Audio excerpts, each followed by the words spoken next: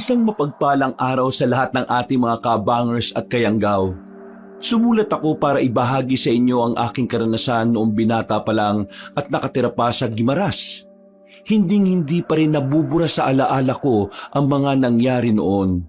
Buo pa rin ang imahe sa utak ko kung papaano namin kinalaban ang mga aswang. Kung papaano namin iniligtas ang maraming buhay at ang buhay ng nag-iisang mahalagang tao. Nagdulot man ito na matinding lamat sa aking katatagan, pero dahil dito, mas lalo kong naintindihan kung ano nga ba ang papel ko sa aming angkan. Kilalanin niyo na lamang ako bilang si Adam. Sabay-sabay nating tunghayan ang kwento ngayong araw. Kabanong, mga kabangers at mga kayanggaw. Ito ang aking kwento. Pero bago tayo magsimula, kung maaari sana'y pindutin niyo muna ang subscribe button kung bago pa lang kayo sa channel nating ito. Mag-subscribe na rin po kayo sa iba pa nating mga channel na ang Pamela Clamil at Kabanong version 2.0. Kung wala po sa nabanggit ko ang pangalan ng channel at hindi po ang picture ko ang nakalagay sa profile pic, hindi po natin channel yon. Huwag po nating suportahan. Huwag po tayong mag-subscribe o i-unsubscribe po natin kung nakasubscribe na po tayo. Nagnanakaw po yun ng ating mga videos. Naglalambing po ko sa inyo na ang suportahan lang natin ay yung mga channel na nabanggit. Mag-iwan na rin kayo ng comment at pindutin na rin ang like button. Napakalaking tulong po sa ating channel ang gagawin niyong pong ito. Isang malaking suporta po yun sa ating channel na labis ko pong ipagpapasalamat. At ngayon, sa ating pagpapatuloy. Bilisan nyo! Takbo! Ang babagal ng mga hayop na to! Palibasa kasi, mahaba yung hita mo eh. Kain ka kasi ng kain kaya ang bagal mo tumakbo eh. Ang laki kasi ng tiyan mo. Mga lintik, ngayon pa talaga kayo nag-asaran. Kapag inabutan tayo ng baboy ramo na yun, tapyas sa mga puwet ninyo. Teka lang. Oh, bakit? Tingnan nyo, tumigil siya. Natakot yata sa tubig eh. Oo, parang ikaw. Kailan ka huling naligo? Amoy putragis ka na eh. Inumpisaan mo na naman ako. Pwede ba? Manahimik ka muna kayong dalawa. Tingnan nyo yung baboy ramo oh. Nakatingin din sa atin. Baka aswang talaga ang isang yan. Paano ka naman nakakasiguro na aswang yan? Porque hinabol tayo, aswang na. Tingnan mo kasi. Tingnan mo na maigi. Parang naiintindihan niya kung bakit tayo tumatakbo. Tama. Parang may isip yung baboy ramo na yan ah. Sabi nila, ang mga aswang takot daw sa tubig ilog. Kasi may kwento noon. Yung ibang albularyo, naglalagay sila sa mga ilog ng mga likido na may pangontra sa aswang. Para kapag may dumaan doon na aswang, mayayari nila. Baka ganun ang dahilan kaya ayaw dumaan ng baboy ramo na yun sa tubig ilog. Oh, tingnan nyo oh. Walang ya. Hindi pala talaga yata aswang yan eh. Pambirang baboy ramo na to. Tuwang-tuwa sa tubig. Nag-swimming pa. Baka kaya siya tumigil sa pagtakbo kasi tinitingnan niya kung malalim yung tubig. Nagkamali tayo. Hindi siya aswang. Baka naman kasi wala na talagang aswang dito. Matagal na nung huli silang namataan eh. Hindi pa tayo tinutubuan ng Oo, umuwi na lang tayo. Baka hinahanap na tayo ni Mama. Teka, sandali lang. Oh, ano na naman? Hindi na nga aswang yung baboy ramo eh. Kakausapin niya yata yung baboy ramo, tatanungin. Nasaan yung mga totoong aswang? Sira ulo, may sugat yung paa ko. Tatapalan ko lang ng panyo. Ha? Paano yan? May napakan yata akong matulis na sanga kanina. Ngayon ko lang naramdaman. Nako, kapag nakita ni Mama yan, malilintikan tayong tatlo. Ako na lang ang maunang umuwi. Tapos mga 5 minuto, saka kayo pumasok. Para hindi niya mahalata na magkakasama tayo. Ayoko naman na pati kayo mapagalitan ng dahil sa akin. Tumango na lang ang dalawa kong mas nakababatang kapatid Kabanong. Matapos kong matapalan ng sugat ko sa paa, dali-dali na rin naming nilisan ang lugar na yon. Nakatira kami sa isang malaking baryo. Hindi naman sa pagmamayabang, pero isa ang pamilya namin sa medyo may kaya. O yung masasabi kong nakakaangat sa buhay. Kaya medyo malaki ang bahay namin kung ikukumpara sa iba naming kalugar. Bukod pa dito, meron din kami mga negosyo na hanggang ngayon ay buhay na buhay pa rin. Pero ang pinaka nagpatunog ng apelyido namin ay ang legasiyang iniwan ng mga ninuno namin, lalo na ng iniwan ni Lolo Jose. Ang pagiging manunugis niya kasi ang naging dahilan para mapalaya ang Guimaras sa tangkang pananakop ng mga aswang noong panahon ng mga Kastila. Bakit ngayon ka lang? Anong oras na? Mag-aalas 5 na ng hapon. Ang sabi ko sa iyo kanina puntahan mo sila paring Nonoy dahil kailangan kanila sa babuyan natin. Saan ka ba nanggaling? Diyan lang naman. May tiningnan lang ako sa kakilala ko. Ano yung nangyari sa paa mo? Pilay ba yan? Hindi May dugo Sugat yan. Paano yan? Wala yan, ma. May naapakan lang kasi akong matulis na bagay kanina nung papunta ako sa kakilala ko. Marami ang paa mo. Maraming putik. Mukha ka rin napagod. Tumakbo ka ba ng mabilis? Alam ko na. Nanggaling ka na naman sa gubat at naghanap ka na naman siguro ng aswang, ano? Ma, hindi yun. Galing lang talaga ako sa kakilala ko kanina. Ay, nako, tigilan mo ako, Adam. Kilala kita. Hindi ka magaling magsinungaling. Umamin ka na. Magsasalita na sana ako nang biglang dumating na ang dalawa kong kapatid. Normal lang ang kilos nila. Pero nakakalimutan nilang maghugas ng paa bago pumasok. Napatingin si Mama doon.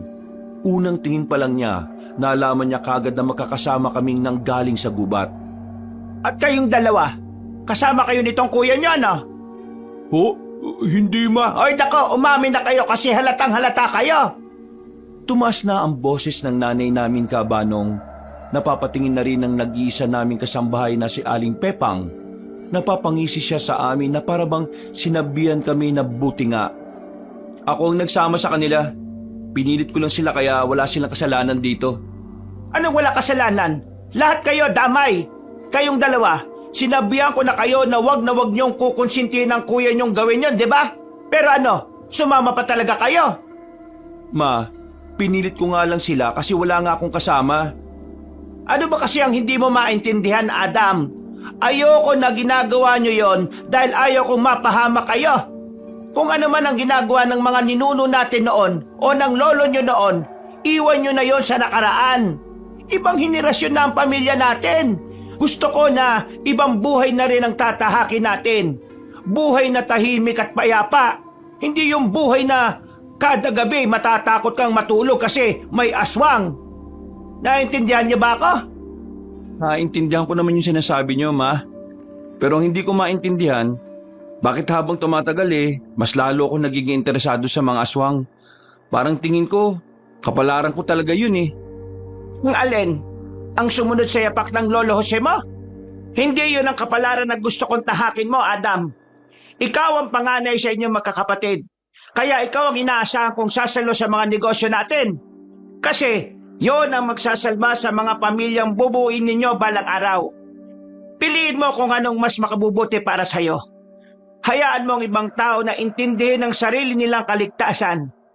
Dahil buhay nila yon. May sarili kang buhay na dapat unahin. Sa susunod naman lamang kung naghahanap kayo ulit ng aswang, sasabihan ko ang mga tao natin sa babuyan at kahit sa iba pa nating negosyo na huwag kayong papuntahin doon. Bahala kayo sa buhay nyo kung anong trabaho gusto nyong pasukin. Patapok na lumabas na lang ng bahay ang nanay namin, Kabanong. Naiwan kaming bagsak ng balikat at napaupo na lang sa gilid. Dumaan pa sa harapan namin si Aling Pepang at inasar pa talaga kami. Malakas ang kutob ko. Sinabi ni Aling Pepang kay Mama na galing tayo sa gubat. Matagal nang alam ni Aling Pepang ang ginagawa natin pero ngayon lang naman nagalit si Mama. Walang kinalaman si Aling Pepang dito. Hindi kasi kayo nagugas ng mga paa niyo kaya pati kayo nadamay. Kailan ka ba kasi titigil sa pagiging interesado sa mga nilalang na yun? Ang tagal mo nang naghahanap ng aswang pero wala ka namang mapala. Sa totoo lang, sinasakyan na lang namin ni Natu yung trip mo kasi kuya ka namin Ayaw naman namin na maramdaman mong nag-iisa ka lang sa mga trip mo sa buhay. Kaya ayun. Sa susunod, huwag yun na akong samahan. Baka hindi ako patulugin ng konsensya ko pag pati kayo inalisan ni Mama ng karapatan sa mga negosyo natin. Ikaw, tutuloy mo pa rin? Ay, hindi ko alam. Hindi talaga matahimik ang kalooban ko eh. Tingin ko talaga, kailangan kong sundan ng yapak ni Lolo Jose. May kutob kasi ako na darating ang araw na magbabalik sila sa ayot sa gusto natin. Napatango na lang si Nato at Joven. Pagsapit ng kinagabihan, hindi namin nakasabay si Mama sa hapunan. Akala namin ay galit pa rin siya, pero nalaman namin kay Aling Pepang na meron siyang kinausap na leader ng mga katutubo. Pagkarinig ko, ang matandang yun ay si Mang Carino. Mga anak, itong kasama ko ay si Mang Carino. Punong katutubo siya sa kabilang baryo.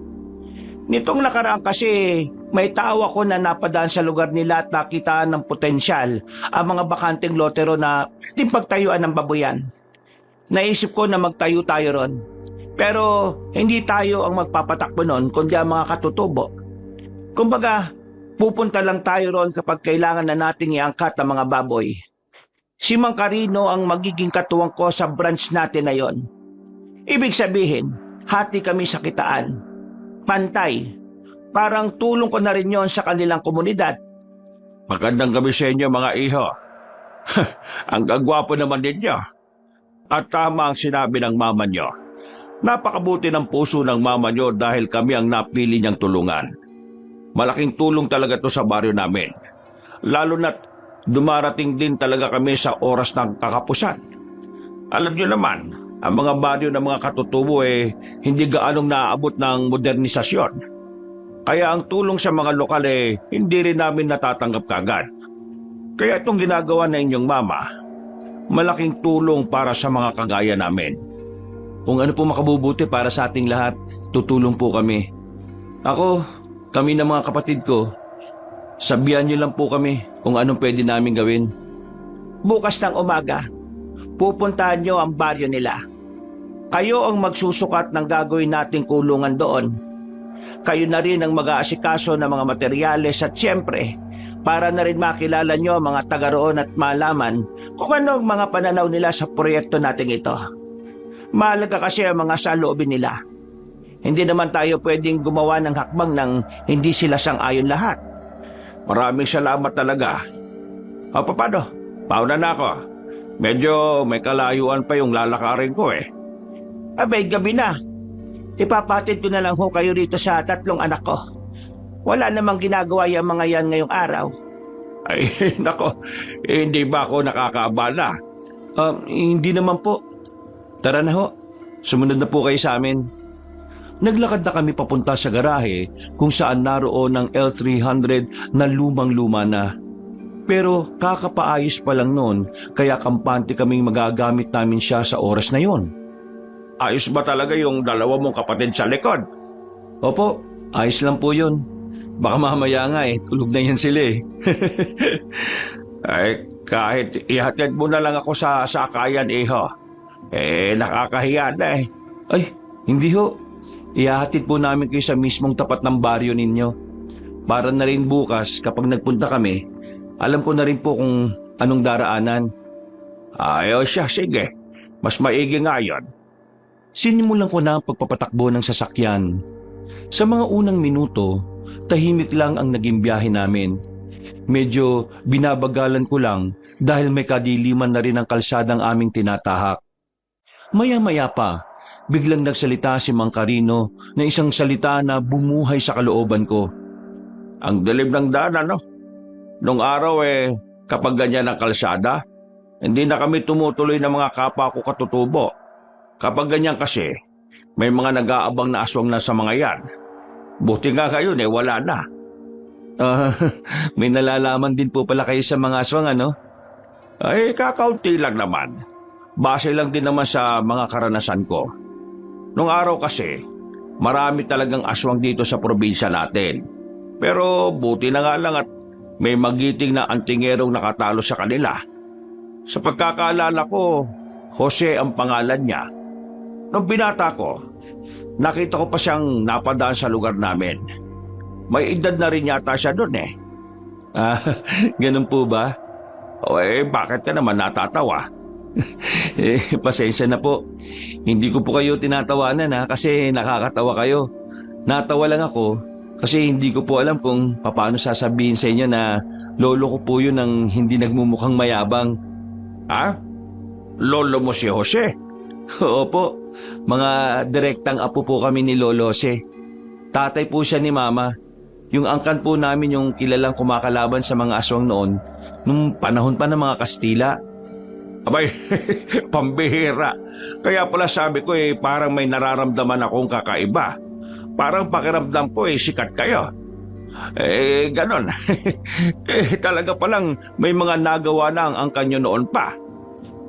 Kaya rin siguro hindi nyo kami nakilala kasi ayaw din naman ng nanay ko na balikan pa ang nakaraan Sa madaling sabi, ayaw niyang malaman ng mga tao na kinalaban ng angkan namin ng mga aswang noon. Natatakot kasi siya para sa kaligtasan ng bagong henerasyon ng angkan namin ngayon. Kung sa bagay, kahit ako magulang, kaligtasan nyo pa rin ang iisipin at uunahin ko. Pero, Mang Carino, sa palagay niyo, may aswang pa kaya sa panahong to? Sa opinyon ko, hindi naman sila nawawala Nandyan lang ang mga yan. Baka nga hindi natin alam na nakikisabay na sila sa kung papaano mabuhay ang normal na tao. Ang problema nga lang, kung talagang buhay pa sila ngayon, ano ang tumatakbo sa isipan nila? At kung kailan sila muling magpaparamdam? Sa sinabing yun ni Mang Carino, ay parang nakaramdam ako ng bahagyang pagkabahala. Hindi man sigurado kung talagang nabubuhay pa ang mga nilalang na yon. Hindi ko pa rin inaalis sa isipan ko na baka balang araw, mangyari na naman ang nangyari sa nakaraan. Makalipas pa ang halos kalahating oras na biyahe, nakarating na rin kami sa baryo nila. Loob-looban ng kanilang lugar, kaya mahirap talagang matunton. Paano? Papasok na ako sa lugar namin ha? Sigurado pa kayong ayaw nyo muna pumasok sa loob para makapagkape man lang. Naku, hindi na ho. Magpapahinga na rin ho kasi kami. Bukas kasi maaga rin kaming maghahanda para bumalik dito. Ay, oo nga pala no. Sige, mag-iingat ka sa pagmamaneho ha. Maraming salamat ulit sa tulong nyo. Sana pagpalain kayo ng Panginoon. Tinapi ko na lang siya sa balikat at saka nagpaalam na rin. Parang tinatamad ako bukas sumama. Uy, manahimik ka. Kailangan kasama ka para good shot tayo kay Mama lahat, no? Sabihin ko na lang, masama pakiramdam ko. Ang sabihin mo, mambababae ka lang. Puro ka talaga kalandian Hindi ka pinagtapos ng kolehiyo para makipaglandian lang habang buhay Kaya walang tumatagal na babae sa'yo kasi kinakama mo lang Lakas na ng loob mo mambabae Mas malaki pa tiyan mo kaysa sa toy-toy mo. At least, hindi supot. Uy, di ako supot Late lang ako nagpatuli. Sus, may buhok-buhok ka na dyan sa toy-toy mo nung nagpatuli ka Maya ka naman Uy, shh, tama na yan Sumakay na kayo para makauwi na rin tayo. Tara na. Supot. Late po Totoy, toothpick. Sinimulan na lang namin ang biyahe. Si Nato ang kasama ko sa harapan, habang si Jove naman ay nasa likuran. Sa kalagitnaan ng biyahe namin, napatapak ako kagad sa preno nang makita kong parang may dumaan sa harapan. Mabilis siya, parang anino ng tao dahil may kaitiman. Aray ko naman, muntik na ako mauntog. Ano bang problema? Hindi mo ba nakita? Ang alin? May biglang tumawid kulay itim, parang tao. Sus, nananakot ka lang Buwang ka ba? Ba't naman ako mananakot? Bakit anong meron Bisit ka, pumasok ka na rito. Ha? Bakit? Basta, pumasok ka na. Dali-dali silang sumakay at nagtabi na sila ni Nato. Gulong-gulo silang dalawa kung ano ang tumatakbo sa isipan ko. Hindi na muna ako bumaba ng sasakyan nun. Patingin-tingin lang ako sa harapan nang meron akong makitang kakaiba. Huy, ano ba nangyayari sa'yo? Sabi niya kanina may dumaan daw na tao na maitim. Mabilis daw tumawid galing doon sa kabila. Malamang, iniisip mo aswang yun. Diyos ko naman talaga to. Baka guni-guni mo lang yun. Puro kasi aswang yun nasa utak mo Pwede ba manahimik na nga muna kayo? May pinakikinggan ako eh. Ha? May kaluskos. Narinig niyo ba yon? Oo, naririnig namin. Pero aswang talaga yon? Hindi natin alam. Uy, anong gagawin mo? Aalamin ko kung aswang ba talaga yon. Buwang ka ba? Paano kung aswang nga ay di napahama ka pa? Huwag ka nang bumaba. Kapag napahama ka, malilintikan na naman tayo kay mama eh. Ikinalma ko na lang ang sarili ko, Kabanong. Nanatili na lang ako sa loob ng sasakyan at pinagmasdan na lang ang labas. Pero wala namang kaming nakita. Dismayado ko ng mga oras na yon. Pinandar ko na lang ang sasakyan hanggang sa makauwi na kami. Hanggang sa kwarto ko, iniisip ko pa rin ang nangyari. Sigurado kasi talaga ako sa sarili ko na hindi guni-guni ang nakita ko. Kinabukasan, maaga kaming bumangon para pagandaan ang pagpunta sa baryo nila Mang Carino. 2 oras lang ang tulog ko noon dahil sa kakaisip ng kung ano-ano. Ba't ang tagal naman ni Nato? Ginising mo na ba yon? Bumangon na yun eh, sabi maliligo na eh. Ay naku, pambihira naman oh. Usapan alas 7, alas 8 na oh. Kapag naabutan na naman tayo ni Mama rito, mababatrip na naman yung sa atin. Puntahan mo na nga ulit. Ayun oh, yun na pala eh. Ano, naghintay ba kayo? Nagtanong ka pa talaga? Natuyo na lang ang buko, hindi ka pa tapos oh. Oo, kalma lang, ang aga-aga eh. Sige na, sakay na. Hindi na kami nagtagal sa bahay dahil baka maabutan kami ng nanay namin. Makalipas ang ilang minuto, narating na rin namin ang baryo nila Mang Carino. Sa bungad pa lang ay sinalubong na kagad kami ni Mang Carino at ang ilan pa nilang kalugar. Ay magandang umaga sa inyo. Mabuti pa, mag-almusal na muna kayo. Meron kaming inihandang pagkain para sa inyo. Nako, maraming salamat. Saktong-sakto, medyo gutom na rin kami. Ay alika, sumunod kayo sa akin. Mainit ang pagtanggap sa amin ng mga katutubo. Masaya sila na naroon kami. Sa puntong yun pa lang, alam kong hindi na kami mahihirapan na kunin ang kanilang pagpayag sa gagawin naming babuyan. Pagdating namin sa bakuran nila Mang Carino, isang babae ang nakapukaw ng atensyon namin. Nagliliwanag ang kagandahan niya. Parang nakakasilaw. Hindi namin inakala na meron kaming aabutan na dalagang kasing ganda niya. Hindi naman mga pangit ang mga babae roon. Sadyang kakaiba lang talaga ang kagandahan ng babaeng yun para sa amin. Napansin ni Mang Carino na nakatingin kami sa babae kaya agad niya itong ipinakilala sa amin. Ay siya nga pala. Ito pala si Hermina. Siya ang apo ko. Siya ang itinuturing na prinsesa ng aming angkan. Magandang umaga sa inyo. Kinagagalak ko na makilala kayong tatlo.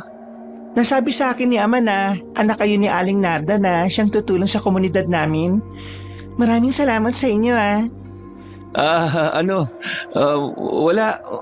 Wala yun. Medyo nautal-utal ako noon, Kabanong. Si Joven naman ay hindi makapagsalita dahil sa hiya. Siniko ko si Nato dahil alam kong siya ang eksperto sa pakikipag-usap sa mga babae. Walang problema. Karapat-dapat lang naman kayong tulungan dahil mabubuti ang mga tao rito. Ramdam na ramdam namin ang init na inyong pagtanggap eh. Ay, siya nga pala. Ako nga pala si Nato. Pangalawa ko sa magkakapatid. Ito naman si Joven, bunso namin. At ito naman si Adam, panganay. Oy, tara na. Kumain na muna kayo bago tayo dumako sa pagsusukat ha. Sana'y magustuhan niyo ang niluto kong pagkain. Ikaw ang nagluto nito? Oo, marami akong alam sa pagluluto kaya ako ang madalas na nasa kusina. Nagmana yan sa akin. Magaling din ako magluto. Kasi ngayon, mahina na ang panlasa ko kaya siya na nagluluto ngayon. Maya-maya lang din ay sabay-sabay na kaming nag-almusal. Hindi mawala-wala ang tingin namin sa babaeng si Hermina. Napakaganda niya, Kabanong. Pinay na pinay ang itsura at ang kulay ng balat. Pagtapos namin kumain, sinamahan kami ni Hermina na maglakad-lakad papunta sa nasabing lote na pagtatayuan ng babuyan. Sa totoo lang, marami nang sumubok na magtayo ng baboyan dito sa amin. Pero hindi kasi kami komportable sa kanila. Kaya hindi namin sila tinanggap. Pero itong si Aling Narda, iba ang pakiramdam namin sa kanya ni Papa. Kaya na makausap namin siya nitong nakaraan, hindi na kami nagdalawang isip na pumayag. Nako, isa ring oportunidad sa amin na makapagpatayo ng baboyan dito. Malaki rin kasi yung may tutulong ng mga katutubong gaya nyo na may kaalaman talaga sa pag-aalaga ng hayop. Maiba pala tayo. Nalaman ko kay Papa na ang angkan nyo raw ang nakipaglaban sa mga aswang nung panahon ng mga Kastila. Oo, totoo yan. Hindi lang sa panahon ng Kastila, hanggang sa panahon ng lolo Jose namin. Nakakatuwa. Mula pala kayo sa mga magigiting na tao. Pero wag mong babanggitin ng tungkol dyan kapag kausap mo na yung nanay namin ha. Ayaw na ayaw niya kasing pinag-uusapan yan eh. Ayaw niyang sundan namin yung yapak na mga ninuno namin. Delikado at peligroso raw kasi. Naintindihan ko naman ng nanay nyo. Kahit naman siguro sinong ina ganun din ang gagawin.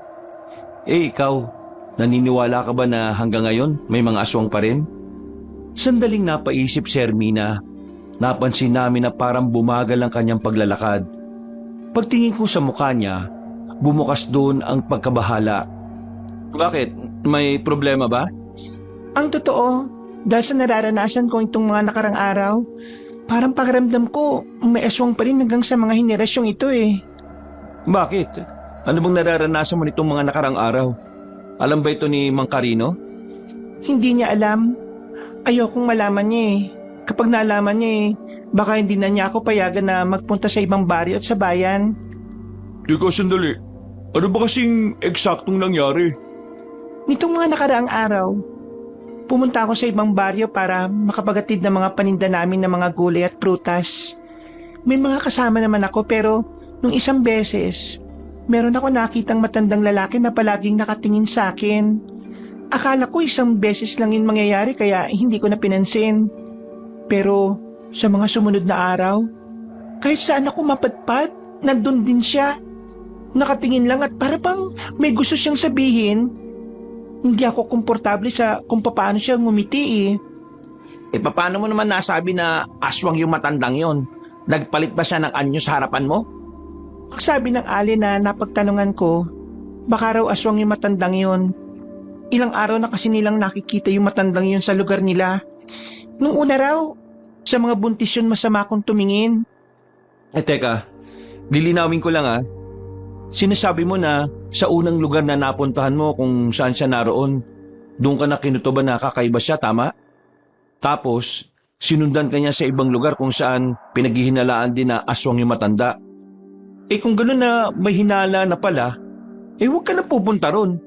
Paano kung aswang talaga yon? Baka may gawin pa siyang masama sa'yo. Ang tanong dito, buntis ka ba o hindi? Uy, anong klaseng tanong yan? Maya ka nga. Di ba ang mga aswang mas nakatuon ng atensyon nila sa mga buntis? May malay ko ba? Hindi ako buntis. Malabong mangyari yon. Nobyo nga wala ako eh. Asawa pa kaya na pwedeng bumuntis sa akin. Nakaramdam kami ng hiya sa huling sinabing yon ni Hermina. Ilang sandali lang ay nakarating na rin kami sa bakanting lote na pagtatayuan ng kulungan ng mga baboy. Malawak yon. Sapat na ang espasyo para makapagtayo ng 6 na malalaking kulungan. Nang makasunod na si Mang Carino, sinimulan na rin namin ang pagsusukat. Madali lang din naman kaming natapos. Ang nagpatagal lang talaga sa amin ay ang pagbabalik-balik namin sa baryo nila. Kami na rin kasi ang naghakot ng materyales at nagsalansan sa mismong pagtatayuan ng kulungan. Mga bandang 5:00 na kami natapos sa lahat ng mga pag-aasikaso. Nakakapagod, pero masaya kami dahil kausap naman namin si Hermina sa buong maghapon. Napag-usapan namin ng mama nyo na yung mga kalalakihan na lang dito sa amin ang gagawa mismo ng kulungan. Maalam din naman ang mga binatilyo rito sa amin. Mas matibay pa nga silang gumawa Wala naman pong problema, Mang Carino. Mas may diwala pa ako rito kaysa sa mga tao sa amin. Paano? Maiwan ko na muna kayo rito ha. Pabalikan ko na muna yung iluluto ko para sa hapunan natin. Hermina, ikaw na muna ang bahala sa kanila ha. Naglakad na si Mang Carino palayo. Naiwan kami sa bakanteng lote. Medyo malamig ang panahon noon kaya nagtitindigan ng mga balahibo ko. Lalo na't hindi pa rin natitigil ang usapan namin tungkol sa mga aswang. Narinig niyo ba yon? Ang alin? Parang may umaangil na aswang. Ha? Wala naman ah. Wala naman kaming naririnig. Biro lang. Mukha na kasi kayong inaantok eh. Kaya ginising ko lang yung diwa niyo. Marunong ka rin palang magbiro no? Idinaan na lang namin sa tawa ang sinabi ni Hermina Cabanong. Pero ang totoo, talagang hindi na rin kami komportable sa kinalalagyan namin. Mabuti na lang, umalis na rin kami doon makalipas lang ng ilang minuto. Masarap ang hapunan na kasama silang magama. Bukod sa masarap ang luto ni Mang Carino, masarap din ang mga napag-usapan namin tungkol sa buhay-buhay. Mga ilang sandali lang ay nagpaalam na rin kami sa kanila. Bukas masisimulan na rin namin ang paggawa ng kulungan. Baka wala pang 1 linggo, tapos na yon. Baboy na lang ang kulang. O paano? Mag-ingat sa pagmamaneho ha. Maraming salamat po, Mang Carino. Pakisabi na lang din po kay Hermina na maraming salamat. Masaya po kaming nakakwentuhan siya. Nginitian ako ni Mang Carino at naglakad na rin pabalik sa kanilang lugar, Cabanong. Papasok na sana kami nang may napansin kaming matandang lalaki na nakatanaw mula sa kabilang kalsada. Sa tansya ko, mas bata lang ng kaunti yon kay Mang Carino. Napatigil kami dahil sa pagtataka. Kilala niyo ba yun? Paano naman namin makikilala eh? Hindi naman tayo taga rito. Inutil ka talaga. Dito lang kayo. Huwag mo namang sapaking matanda na yan, kapatid. Sapaking kagad pinagsasasabi mo. Gusto ko lang mas makita ng malinaw yung mukha niya at matanong na rin kung anong kailangan niya. Kahit na hindi ako komportable sa gagawin ko, ay itinuloy ko pa rin. Naglakad ako patungo sa matandang lalaki. Hindi rin naman siya umalis sa kinalalagyan niya. Paglapit ko, tinutukan ko pa ng flashlight ang mukha niya. Agad namang siyang tumagilid dahil nasilaw siya. Kaya ibinaba ko na lang ang ilaw. Magandang gabi ho. May kailangan ho ba kayo? Hindi siya agad nagsalita. Nanatili lang siya sa ganoong posisyon. Nang sisilipin ko na sana ang kanyang muka, ay saka siya nagsalita sa mababang tono. Wala akong kailangan. Gusto ko lang maglakad-lakad. Ganun ho ba? Saan bang tirahan ninyo? May hatid na namin kayo. Gabi na't delikado na ho sa daan eh. Hindi ako tumatanggap ng tulong mula sa iba. Kung yan ho ang gusto nyo, edi sige po. Babalik na po ako. Huwag kayong gagawa ng kahit na ano para mapigilan ang pantasya ko. Ho? Ano ho yun? Medyo hindi malinaw ang pagkakasabi niya, kaya ang narinig ko lang ay huwag at ang salitang pantasya. Hindi na rin siya sumagot, kaya agad na rin akong naglakad pabalik sa dalawa kong kapatid. Oh, ano raw sabi? Naglalakad-lakad lang daw siya. Ayaw namang magpatulong. Ang gulo nga kausap eh. Hindi mo nga dapat kinakausap yung mga ganyang tao eh. Paano pala kung aswang yan, tapos bigla kang sinakmal, di wala ka na. Hindi naman siya nanakmal eh. Kaya ayos lang. Ang sinasabi ko, paano nga kung aswang? Huwag mo na lang gawin ulit ha. Nag-iingat lang tayo. Nagkibit-balikat na lang ako, Cabanong, at agad na rin pumasok sa L300. Nung mga sandaling yon, hindi ko na lang masyadong inintindi ang matandang lalaki. Bumiyahe na lang kami kagad at ligtas nang nakauwi ng bahay. Kinabukasan ng umaga, nagulantang kami sa isang balitang natanggap namin mula sa baryo nila Mang Carino. Isa sa mga kamag-anak nila ang nagpunta sa bahay dahil ayon dito, mayroong dumukot kay Hermina. Kahit nakagigising at wala pa kaming ligo-ligo, hindi na kami nagsayang pa ng oras. Kasama namin si Mama nang bumiyahe kami papunta sa kanilang baryo. Nang makarating na kami, ay inabutan namin ng mga tao roon na lugmok ang mukha. Isang malaking kawalan kasi sa kanila si Hermina.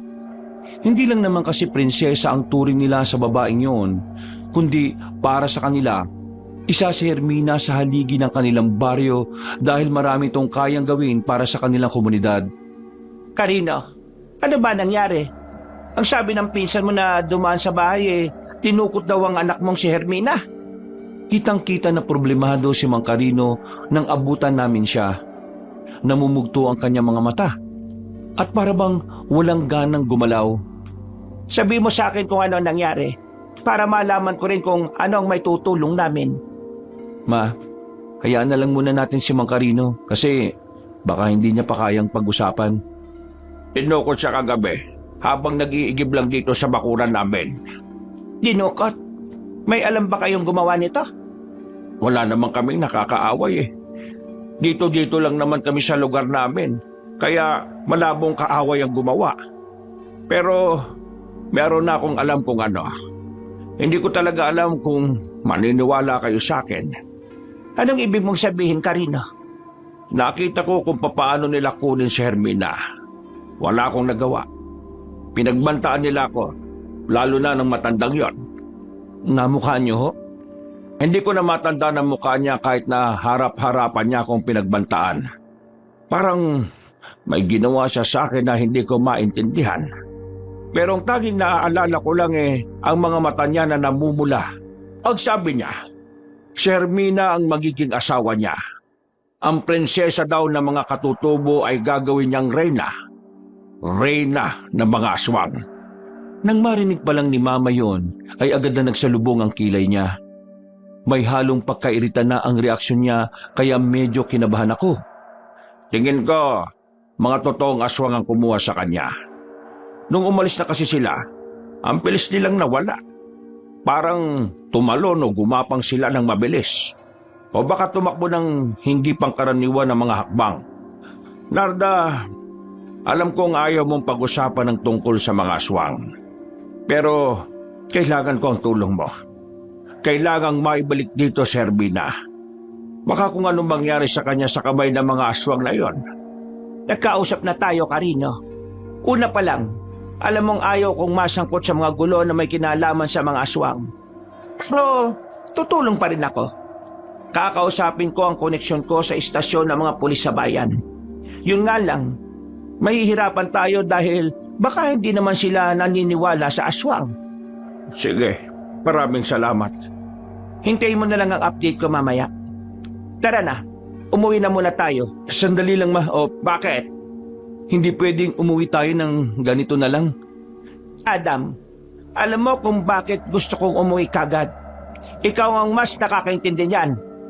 Alam ko po, pero buhay na ang usapan dito ma. Adam, wala tayong magagawa sa ngayon. Kailangan nating lumapit sa mga otoridad. Hindi mo naman mababawi si Hermina nang ikaw lang eh. Pero makakatulong tayo. Aswang ang sangkot dito. At nasa dugo natin noon pa na kaya natin silang Yan ka na naman. Ilang beses ko bang sinabi sa'yo na ayaw ko nang masangkot tayo sa gulo na may kinalaman sa aswang? Ha? Bakit pa ang tigas-tigas ng ulo mo? Sige na. Huwag ka na makulit. Babatripin mo na naman si Mama eh. Adam, sige na. Umuwi na muna kayo. Hihintay na lang namin ang mga pulis dito. At habang naghihintay kami, uutusan ko ang mga kalalakihan na maglibot-libot sa mga gubat. Kasama ako sa kanila. Adam! Ma, hindi mo na mapipigilan ang kapalaran na meron tayo. Hindi mo ba napapansin, kahit na anong iwas mo sa mga aswang, parang sila ang lumalapit sa atin? Ibig sabihin lang nun, may kailangan talaga tayong gawin. Ibig sabihin lang nun, Diyos na ang gumagawa ng paraan para kalabanin sila. Hindi nagkataon ng lahat. Ito talaga ang mangyayari. At mangyayari ito ng paulit-ulit hanggang walang gumagawa ng paraan para ubusin sila. At ang may kakayahan lang naman ubusin sila tayo. Tayong may mga dugo ng magigiting. Hindi! Ma, Sinabi ko lang, hindi! hindi na kami bata, ma. 25 anyos na ako at kaya ko nang alagaan ang sarili ko. Kaya ko nang ipagtanggol ang sarili ko. Kaya ko nang magdesisyon para sa kinabukasan ko. Sa sinabing kong yon ay hindi na nakapagsalita pa ang nanay ko. Pero kitang-kita ko sa mukha niya ang pagkainis. Tumalikod na siya at lumabas na rin sa bakuran nila Mang Carino. Asikasuhin na muna namin si Mama. Kung magpapaiwan ka ikaw na bahala. Basta, umuwi ka ng buo Mas magagalit si Mama kapag umuwi ka ng nakakahon. Sige, salamat. Mang Carino, babalik kami mamaya pagkasama na namin ng mga pulis. Sinundan na rin nila si Mama sa sasakyan, habang ako naman ay nagpaiwan sa bahay ni Mang Carino. Ginamayan ko si Mang Carino dahil sa mga sandaling yon, gulong-gulo siya kung ano ang gagawin niya. Wala siyang ideya kung papaano makakabalik sa kanya si Hermina. Makalipas ang ilang oras, sumapit na rin ang tanghali. Ako na ang nagluto para sa kakainin namin pero wala pa rin siyang gana. Kung dinukot nila si Hermana para gawing reyna ng mga aswang, ibig ba nitong sabihin gagawin nilang aswang si Hermina? Hindi ko alam, Adam. Pero yan ang kinatatakot ko. Kaya nga ipinagdarasal ko na sana habang naroroon ang anak ko. Wala silang masamang gawin sa kanya. Mang Carino, sa tingin ko, may kinalaman dito yung kwento sa amin ni Hermina. Kwento? Bakit? Anong kwento yan? Ang sabi niya kasi sa amin, nito mga nakarang araw may matandang lalaki na palagi niyang nakikita sa kahit saang lugar na pupuntahan niya. Hinala niya, aswang daw ang matandang yun Baka yun ang kumuha sa kanya kasi matagal na siyang pinagmamatyaga nun. Hindi na ako magtataka kung may magkakagusto sa anak ko. Pero hindi lang ako makapaniwala na pati aswang mahuhumalik. Hindi ko na alam ang gagawin ko. Huwag kayong mag-alala. Tutulong po ako sa paghanap. At kapag nakauwi na po ako, babalik na ako ulit sa pag-aaral tungkol sa mga aswang-aswang na yan. Papanong mama mo? Baka itakwil ka niya, iha. At delikado ang gagawin mo. Ilalagay mo ang sarili mo sa kapahamakan. Malakas ang pakiramdam ko na ang mga ninuno naming nasa langit. Ito rin ang gusto nilang gawin ko. Tingin ko, sila ang palaging umuudyok sa akin na sumunod sa yapak nila Lalo na si Lolo Jose. Maraming salamat talaga sa inyo, Adam. Kahit na papano, hindi ako nawawala ng pag-asa dahil may mga taong kagaya ninyo. Hinawakan ko na lamang siya sa balikat at saka pinakitaan siya ng isang malapad na ngiti. Maya-maya lang bumalik sila Nato at Joven. May mga kasama na silang mga pulis. Kinausap nila si Mang Carino. Kahit na papaano ay pinakikinggan naman siya ng mga pulis. Pero hindi pa rin maiwasan na hindi sila paniwalaan ng mga yon. Kumbaga, gagawin na lang ng mga yon ang kanilang trabaho bilang pakikisama sa nanay ko na kakilala nila. Pag alis ng mga pulis, sabay na kaming magkapatid na nilisan ng lugar nila Mang Carino. Habang nasa biyahe, sinermonan na naman ako ng dalawa. Ikaw kasi, una pa lang alam mo nang ayaw ni Mama sa pakikialam mo sa mga aswang. Tapos talagang pinanindigan mo pa kanina no? Tingnan mo, galit na galit siya ngayon. Hoy, anong gagawin mo ngayon, Aber? Pwede bang itono muna yung atensyon mo sa pagmamaneho? Mababangga pa tayo sa ginagawa mo Gulo talaga ni Toye gulo talaga Toye Gulo to. Uuwi ka pa talaga ngayon? Nakto. Akong bahala kay Mama. Huwag na kayo mag-alala. Alam mo kung anong pinag-aalala namin? Pati kami nadadamay sa mga pinaggagawa mo sa buhay mo O bakit? Sinabihan ko naman kasi kayo na huwag niyo na akong samahan. Pero sama pa rin kayo ng sama. Tapos, kasalanan ko pa ngayon. Kahit na hindi ka naman namin samahan, pinagdududahan kami ni Mama dahil sa'yo. Kaya kung pwede lang, itigil mo niyang ginagawa mo. Kasi ayaw naming mawala ng karapatan sa lahat ng negosyo natin, no? Kung sa'yo ayos lang, sa amin hindi. Hoy, mamaya ka na nga dumaldal. Kapag tayo nabangga, pare-pareho tayong tigok dito. Biglang hininto ni Joven ang sasakyan. Talagang banas na banas siya sa mga nangyayari. Diyos ko naman to. Ano Adam? Magdesisyon ka na. Ititigil mo na ba tong kalokohan mo? O mawawalan ka ng karapatan sa mga una pa lang? Wala na akong pakialam sa negosyo natin. Ibig kong sabihin, oo, tumutulong ako. Pero hindi naman ako naghahangad na mapamanahan pa. Kayo na lang. Basta ako, susundan ko yung yapak ni Lolo Jose. Kasi nararamdaman ko na kailangan ako ng mga tao. Ganun. Iniisip mo na mukha kaming pera. Hoy, ikaw nagsabi niyan Hindi naman ako. Tumigil na nga kayo. Para kayo mga bata Ito kasi isang taon nagumpisi. Hindi na lang manahimik at na makauwi na rin ako sa bahay. Ang problema kasi sa'yo, ikaw ang panganay rito pero parang hindi. Ang hirap-hirap mong pagsabihan. Ang hirap mong makaintindi na ang gusto lang naman ni Mama ang kaligtasan natin. Hindi ko alam kung kanino ka ba nagmana ng kakitiran ng utak mo Si Papa naman, nung nabubuhay, matalino naman.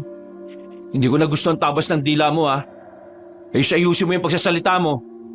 Magsusuntukan na ba kayo? Kasi kung oo, hindi ko naman kayo aawatin. Bahala kayo sa buhay nyo. Napabuntong hininga na lang ako, Kabanong. Hindi na lang din ako sumabat para matapos na ang pagtatalo. Nang manahimik na rin si Joven, ay agad na rin niyang pinatakbo ulit ang sasakyan. Sa mga sumunod na minuto ay namayanin na ang katahimikan sa loob ng sasakyan. Pagdating namin sa bahay, wala roon si Mama. Ang sabi ni Aling Pepang ay meron tong pinuntahan. Kaya ako naman, diretso agad sa kwarto ko. Muli kong hinanap ang mga libro ni Lolo Jose na nagawa kong maitago. Binasa ko ulit ang mga yon. Pero pagsapit ng alas 5 ng hapon, ay natapos ko na ulit. Hindi ako makontento. Kaya habang wala pa ang nanay namin, lumabas ako ng kwarto ko. Pumunta ako sa bodega na nasa likuran lang din naman ng bahay namin. Dismayado ako pagdating ko. Naalala ko na nakakandado nga pala yon. Malas naman Paano ko makukuha yung gamit ni Lolo sa loob? Hindi ka talaga mapagsabihan, ano? Napalingon agad ako sa likuran nang marinig ko ang tinig ng aking ina. Nakita ko siyang nakatayo sa gilid habang salubong ang kilay. Tingin pa lang niya sa akin ay alam ko nang hindi na kami magkakasundo. Anong gagawin mo? Kukunin mo ang mga nakalagay dyan sa bodegang yan? Ma, hayaan niyo na ako. Ito ang tingin kong kapalaran ko. Huwag niyo na sana akong pigilan.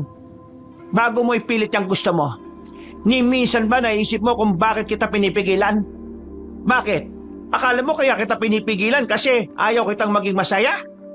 Pinipigilan kita kasi ayaw kitang mapahamak. Ayaw kitang matulad sa iba nating kamag-anak na namatay dahil sa mga lintik na aswang na yan. Ayaw mo akong sundin. Kapag wala akong ginawa sa mga nangyayari ngayon, pakiramdam ko, napakawalang kwenta kong tao, Ma. Tingin ko, tungkulin ko talagang kalabanin ng mga aswang na yon. At paano ang gagawin mo, Aber? Wala kang ang kaalam-alam sa pakikipaglaban sa kanila? Kaya nga papasukin mo na ako sa bodegang to. Nandito ang lahat ng kailangan ko malaman at matutunan. Ma, narito na lahat ng sandata ng mga ninuno natin, pati sandata ni Lolo Jose. Tumigil ka. Wala kang kukunin dyan. At sa oras na lumabas ka ng pamamahay ko para kalabanin ng mga aswang, wala ka nang babalikan, Adam. Kakalimutan ko nang meron akong anak na kagaya mo. At kalimutan mo na rin may pamilya ka. Man naman, Yan ang kondisyon ko, Adam. Kailangan mong mamili. Yang tungkulin na sinasabi mo o ang pamilya mo? hindi ako nakapagsalita ng oras na yon, Kabanong. Parehong mahalaga sa akin ang dapat kong pagpilian. Magulo ang utak ko. Tuliro, balisa.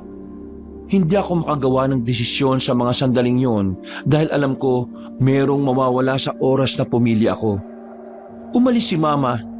Naiwan akong tulala. Malalim ang iniisip. Maya-maya lang, biglang dumating si Aling Pepang. Sinilip lang niya ako. Sabay sabing, boom, sabog. Napapailing na lamang ako. Minsan, naisip ko kung bakit ba ang lakas ng trip ni Aling Pepang kapag mang-aasar. Kuya? Adam? Oh, bakit? Anong oras na kung makakatuka parang ayaw mo talaga magpatulog May ginagawa ka ba? Wala. Nagbabasa lang ako ng libro. Pero tapos na ako. Bakit? Inom tayo. Ha? Bakit? Anong bakit? Inom lang, bawal ba? Oh, sige na nga. Tumambay na muna kami sa bakuran namin. Tig-isang bote lang kami ng alak. Pinag-usapan lang namin ang tungkol sa mga nagawa ng mga ninuno namin noon. Sa kasagsagan ng aming kwentuhan, narinig namin ang isa sa mga tauhan namin sa babuyan na sumisigaw. Natataranta siyang lumapit sa amin. Nang tanungin ko kung ano ang nangyari, sinabi niyang meron daw nagpakitang aswang sa babuyan. Hindi naman daw sila sinaktan, Pero hinahanap daw kami magkakapatid. Kumuha ko ng tubo at dali-dali namin pinuntahan ang babuyan na malapit sa amin. Pero pagdating namin doon, wala nang aswang. Inabutan lang namin yung mga nagbabantay sa mga baboy na naiiyak na sa sobrang takot. Ayon sa kanila, nakakatakot daw ang itsura ng nilalang na yon. Agad na nakarating kay Mama ang nangyari. Tahimik lang siya, malalim ang iniisip. Habang ako, hindi na ako mapalagay kahit na alam kong mag-aaway na naman kami. Pinilit ko pa rin siyang kumbinsihin. Nakita niyo na nangyari, Ma? May gawin man tayo o wala, sundan man natin ang yapak ni Lolo Jose o hindi, nasa panganib pa rin ang buhay natin dahil yun ang pinagmulan natin. Yun ang iniwan nila sa atin. Ngayon, kayo yung mamili. Mamamatay tayo ng walang kalaban-laban o hahayaan nyo kong aralin at sanayin ng sarili ko para sundan ang yapak ni Lolo at may pagtanggol ko kayo? Ma, hindi naman sa kinakampihan ko si Kuya Adam. Pero kanina, napagtanto ko lang din. Yung mga aswang, matagal lang silang nanahimik. Pero hindi nawawala sa plano nilang balikan tayo. Kasi alam nilang may mga bagong henerasyon ang angkan natin eh. At kampante sila, wala na sa henerasyon na ito ang papatay sa kanila. Tama si Kuya Adam eh. Kahit na manahimik tayo, guguluhin at guguluhin pa rin nila tayo. Kaya wala yung pagkakaiba kung papalagan natin. Nasa peligro na talaga ang buhay natin kahit na wala pa kami sa mundo. Kasi yung mga ninuno natin, meron silang hindi tinapos na misyon eh. At yun na yung patayin at ubusin ng mga aswang. Sinasabi mo bang labanan natin ang mga aswang na yun? Ilalagay na naman natin ang buhay ng buong angkan sa panganib? Alam mo ba kung ilang miyembro ng angkan natin ang namatay sa kasagsagan ng digmaan ng mga manunugis at mga aswang? Alam naman yun. At madadagdagan pa yun kapag wala tayong ginawa. Kapag hinayaan lang natin na umatake ang mga aswang nang hindi tayo lumalaban. Di ba? Mas marami pang mamamatay. Hindi lang tayo. Baka mamaya pati mga tao dito sa baryo natin madamay. Hindi tayo magagalaw ng mga aswang. Aalis tayo dito sa baryong ito. Magpupunta tayo sa Maynila. Tapos, yung ibang kamag-anak natin, pababayaan nyo na lang sila mapahamak? Kung wala tayo dito, silang babalikan ng mga aswang. Kung ngayon ayaw nyo pa rin pumayag, wala na akong pakialam. Gagawin ko kung anong tama para protektahan ang pamilyang ito at para protektahan ang mga tao dito sa probinsyang ito. Kung yun ang pagmamalasakit sa mas maraming buhay ang magiging dahilan para itakwil nyo ako sa pamilyang ito, tatanggapin ko at wala akong pagsisisihan. Nanlalaki ang mga mata ng nanay ko. Hindi siya makapaniwala sa sinabi kong yun. Kahit si Joven ay natameme na rin. Iniwan ko sila roon at ako naman ay sandali munang nagpalamig sa kwarto ko. Bigla kong naalala si Hermina. Sa mga sandaling yun, naiisip ko na baka may kung anong masama nang ginagawa sa kanya. Isa yun sa mga dahilan kung bakit gustong-gusto ko nang matutunan lahat ng dapat kong matutunan. Makalipas ang isang oras, tahimik na rin ang paligid, pero maingay pa rin sa utak ko. Ang dami kong naiisip. Napadako ang tingin ko sa pintuan na makarinig na naman ako ng katok. Sinatuto, may ginagawa ka ba? Ayoko nang mag-inom. Wala na ako sa mood nato. Hindi na tayo mag-iinom. Buksan mo na tong pinto, may bibigay ako sa'yo. Wala akong ganang lumapit sa pinto para pagbuksan siya. Pagbungad niya, hinarap niya kagad sa mukha ko ang isang susi na medyo may kalawang na ang hawakan. Oh, ano yan? Eh di susi. Alam kong susi yan. Anong gagawin ko dyan? Eh saan ginagamit ang susi? Eh di sa mga kandado, di ba? Mabilis na pumasok sa isipan ko ang bodega. Walang ano-ano, para akong nabuhayan ng loob. Hindi na ako nagsayang pa ng oras. Kinuha ko kagad ang susi at nagmamadali akong nagtungo sa bodega habang walang kamalay-malay ang nanay namin. Pagbukas ko ng pinto, bumungad kagad ang mga nakadikit na mga espada, itak at katana sa pader. Naroon din ang mga huling damit na di umano yun ang suot ng mga ninuno namin kapag kinakalaban nila ang mga aswang. May mga libro din doon. Marami, makakapal. Bagay na mas lalo kong ikinatuwa dahil alam kong doon malalaman lahat ng dapat kong mapag-aralan. Pero ang mas nakapukaw ng atensyon ko, ang isang kwintas na nakasabit lang din sa pader. Meron itong palawit na hugis bilog na parang kasing laki ng 25 centavos. Grabe, ito pala talaga yung ginagamit nila nun. Nakakamangha, no? Tingin ko, ang kwintas na itong anting-anting ni Lolo Jose. Kung yan na nga yun, di magagamit mo rin. Kaso, hindi natin alam kung anong may tutulong yan.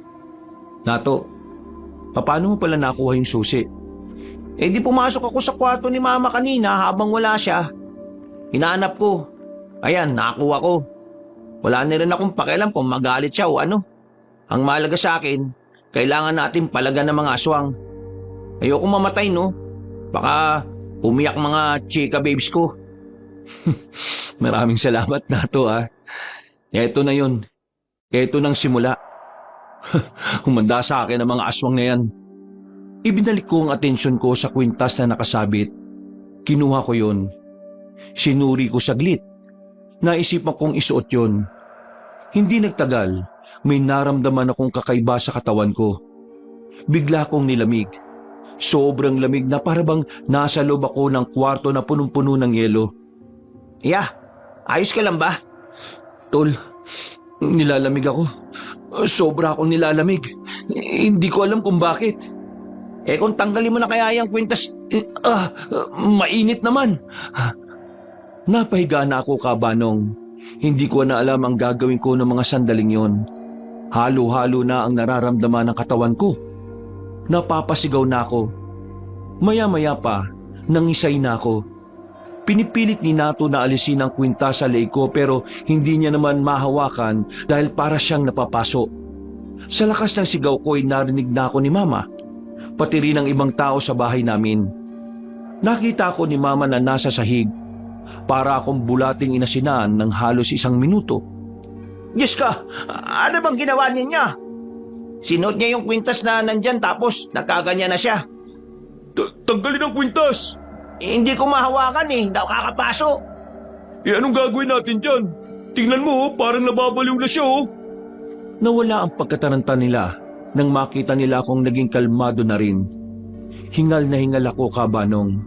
Pawis na pawis pero nanlalamig ang palad at talampakan ko. Agad naman akong tinulungan ni Nato na makaupo. Isinandal niya ako sa pader. Ano? Ayos ka na ba? Ano ba nangyari? Javen, buhatin mo ang kuya niyo. Dali natin siya sa ospital. Hindi na. Ayos lang ako. Anong ayos? Tingnan mo nga yung sarili mo. Pakiramdam ko. Pumasok na sa katawan ko yung kapangyarihan ng kwintas na ito. Itong anting-anting ni Lolo Jose. Diyos ka po! Napahawak na lang ang nanay namin sa ulo. Konsumido siya. Pero wala na siyang magagawa kundi tanggapin na lang ang nangyari. Dahil sa mga sandaling yon, ramdam na ramdam ko na ang nag-uumapaw na lakas sa aking kalooban. Tumayo ako na parang walang nangyari.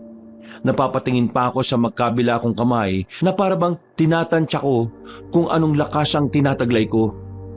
Eto na ang simula.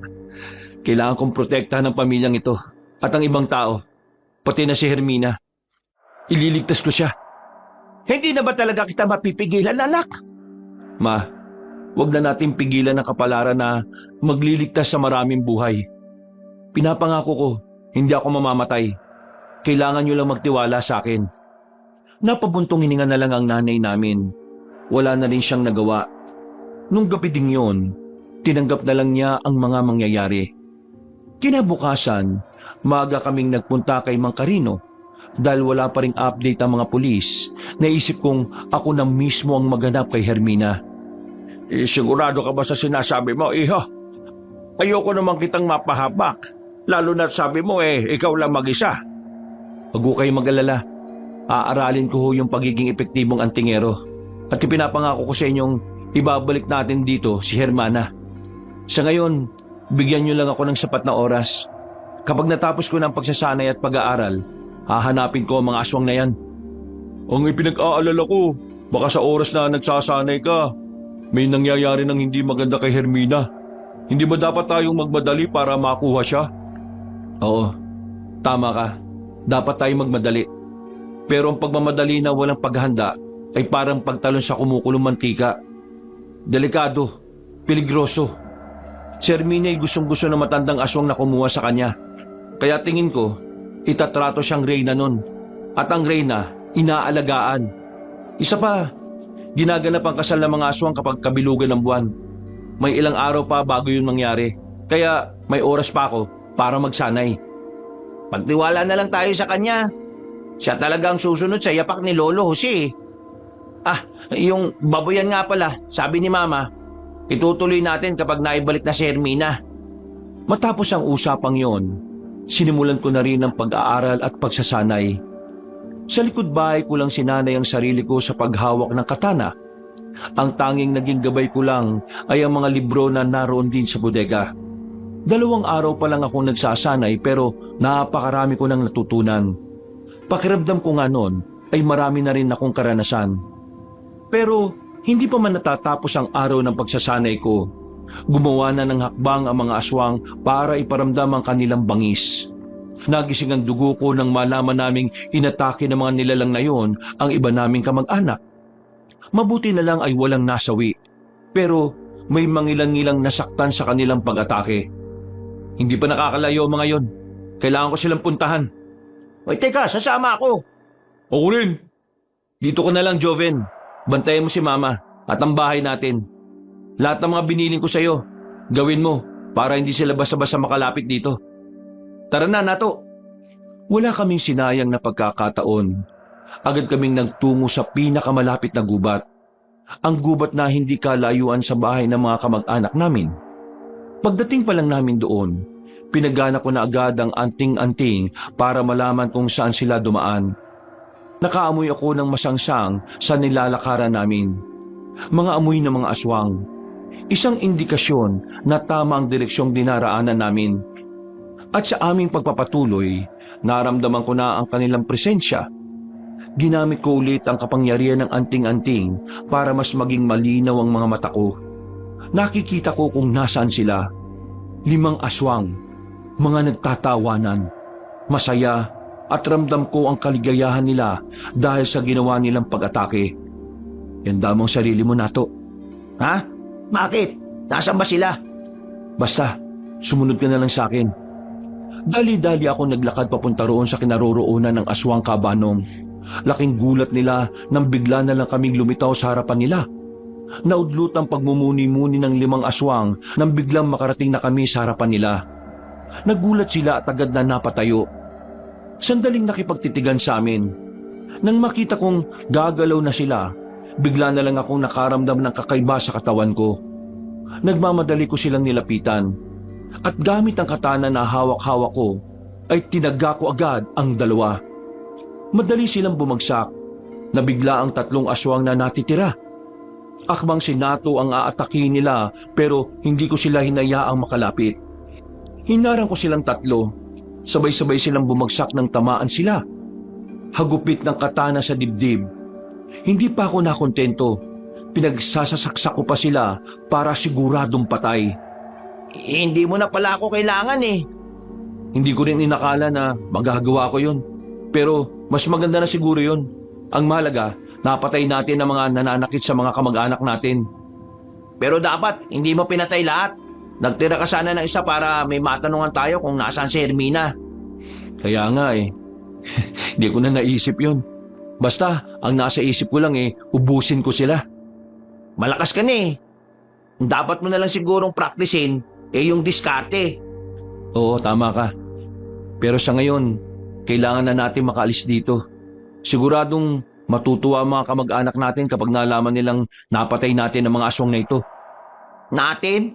Wala naman akong ginawa eh. Natawa na lang ako sa sinabi niya, Kabanong. Pero agad na rin namang nilisan ang lugar na yon. Pagbalik namin sa aming baryo, agad naming binalita sa mga kamag-anak namin ang nangyari. Halo-halo ang kanilang reaksyon. May iba na sobrang tuwa sa ginawa namin. Dahil kahit papaano, alam nilang meron silang makakapitan. Alam nilang may poprotekta sa aming angkan. Pero sa kabilang banda, meron din namang mga nababahala. Duda sila sa kakayahan ko. Duda sila sa abilidad kong pangalagaan ng anting-anting. Ang dahilan nila kung bakit ay dahil masyado raw akong hilaw, minadali at hindi hinubog ng panahon. Naiintindihan ko naman sila kung bakit nila naisip ang mga bagay na yon. Kahit ako man din ay hindi pa rin sigurado kung talaga bang para sa akin ang anting-anting. Ang alam ko lang ay kailangan kong gawin yun para sa angkan namin at sa aming pamilya. Oh, kumusta lakad nyo? Ayos lang ba kayo? Ayos lang kami. Napatay niya yung mga aswang eh. Habang ako nanonood lang na parang isang meron sa tabi-tabi. Nasaan ba si Mama? Nasa kwarto niya. Kanina pa siya nagdarasal para sa kaligtasan nyo. Isang malalim na paghinga na lang ang nagawa ko, Kabanong. Nakaramdam na ako ng awa sa aming nanay. Kahit naman palagi niya akong kinokontra, alam ko naman na ginagawa lang niya yon para sa aming magkakapatid. Pinuntahan ko si Mama. Nang makita niya ako, ay naiyak siya at yumakap agad sa akin. Ramdam na ramdam ko ang kanyang takot.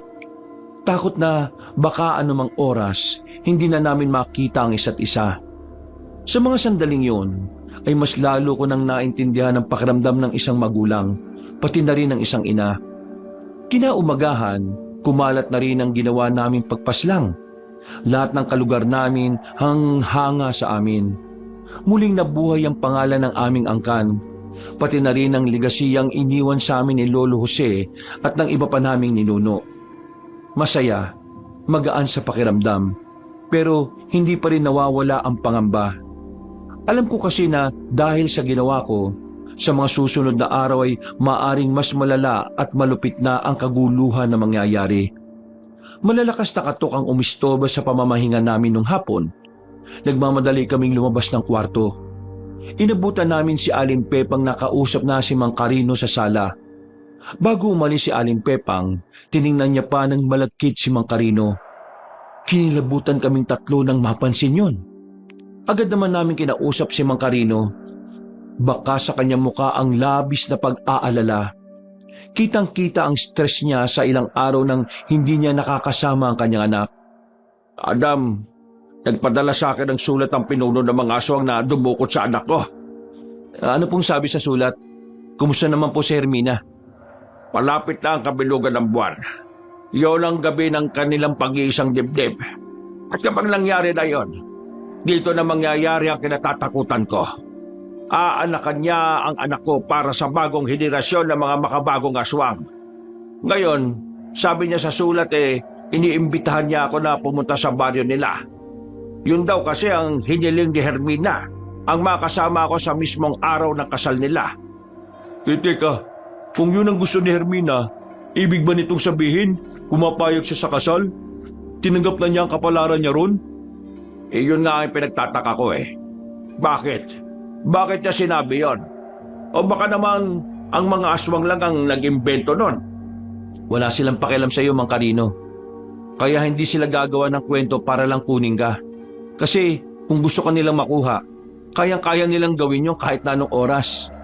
Tingin ko, si Hermina talaga ang may kagustuhan na papuntahin ka ron. Isa lang ang nakikita kong dahilan. Ano? Matalino si Hermina.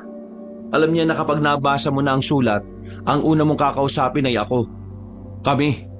Alam niya na ang imbitasyon na ito ay magagamit natin para malaman kung nasaan siya.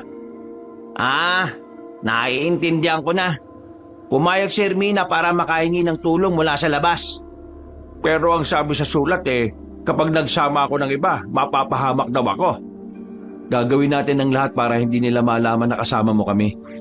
Kailangan na natin gumawa ng plano para matunto ng kinaroroonan ni Hermina. Kailan daw ang nakatakdang araw, Mang Carino? Mamayang gabi na kagad Wala kaming sinayang na sandali. Pinag-usapan kagad namin ang mga dapat naming gawin. Pagkatapos, dumating naman ang iba pa naming mga kamag-anak na may interes din sa laban ng mga aswang. Karamihan na kasi sa mga lalaki sa angkan namin ay nagdesisyon na rin na protektahan ang kanilang mga pamilya. Dahil dito, mas lumakas ang loob namin na harapin ang laban ito. Ang laban na hindi natapos ng mga nauna naming kadugo. Madilim ang paligid at nakakabingi ang katahimikan. Ito ang bungad sa amin ng kagubatan habang tinatahak na namin ang daan patungo sa lugar na nakalagay sa sulat ni Mang Carino. Ilang metro ang layo namin sa kanya habang nakasunod kami. Matinding pagmamanman ang ginawa namin sa paligid, pero wala pa kaming nakikitang aswang. Sinubukan kong gamitin ang kapangyarihan ng anting-anting na makaramdam at makakita sa dilim. Pero wala akong nakitang kahit na anong bakas, kaya pinagpatuloy lang namin ang pagsunod kay Mang Carino kahit na kakaunti lang ang bilang namin. Nato, sabihin mo nga sa akin, ano mang itsura ng mga aswang? Basta, nakakatakot. Mukhang halimaw. Hindi mo ba nakikita yun sa mga libro? Puro ka kasi bold eh. Shh! Huwag kayo maingay. Makalipas ang ilang minuto, nakita na namin si Mang Carino na tumigil sa paglalakad. Sinyalis yun na kailangan din naming huminto. Nagsitago na muna kami sa mga halamanan. Hindi nagtagal, may mga lumapit kay Mang Carino. 7 lalaki. Lahat matatangkad, pero may kapayatan. Nilagyan siya ng takip sa mata at tinalian ng 2 magkabilang kamay. Alam kong yun na ang simula ng napipintong labanan, kaya mas nag-ingat kami sa mga sumunod na oras. Sinundan namin ang mga aswang. Kahit kinakabahan kami para sa kaligtasan ni Mang Carino, pinilit namin maging positibo noong mga sandaling yun. Maya-maya pa, nawala na sila sa paningin namin. Nakarating na pala kami sa lugar ng mga aswang. Sa puntong ito, inihanda na namin ang mga sarili namin. Ginamit ko ang kapangyarihan ng anting-anting para malaman kung talagang naroon nga si Hermina. Naramdaman ko ang presensya niya roon. Pero sa hindi ko malaman na dahilan, hindi ko maramdaman ang presensya ng pinuno ng mga aswang. Na ang pagkakarinig ko ay Hemyo ang pangalan base sa mga sinasabi ng mga sinundan naming aswang. Kailangan natin maghiwa-hiwalay. Nato, Joven, sa akin kayo sumama. Kuya Ben, doon kayo sa kaliwa. Tiyo Garting, sa kanan naman kayo. Magpapaputok kami ng kwitis bilang senyales na sisimulan na natin ang pakikipaglaban. Ano, handa na ba kayong lahat? Walang gaano bantay sa bungad ng baryo ng mga aswang. Siguro dahil ang lahat ay nakatutok sa gaganaping kasal. Tanging 2 aswang lang ang nasa bungad, kaya naging madali para sa akin ang patayin ng mga yon. Nakapasok kaming 3. Dumaan kami sa mga silong ng bahay para hindi nila kami madaling makita. Gagi, Oh, bakit? yung ginapangan ko, parang mga ebak. Kadiri. Kaya pala napakabaho mo na. Teka lang, magpapalit muna ako ng damit. Dapat di ka na muna sumama ang arte mo. Mamaya ka na magpalit. Singutin mo na lang para maubos ang amoy. Sira na ba ulo mo? Bilisan mo na magpalit. Pambira ka naman oh. Habang nagpapalit ng suot si Joven, nakita namin ang ibang aswang na may mga daladalang lechon. Pero hindi yun baboy o baka. Halos masuka-suka kami ng mapagtantong tao yun. Oo, litsyong tao ang daladala nila. Nang magpatuloy na kami, nahanap na rin namin ang saktong lokasyon kung saan gaganapin ang kasal. Para itong normal na kasal lang.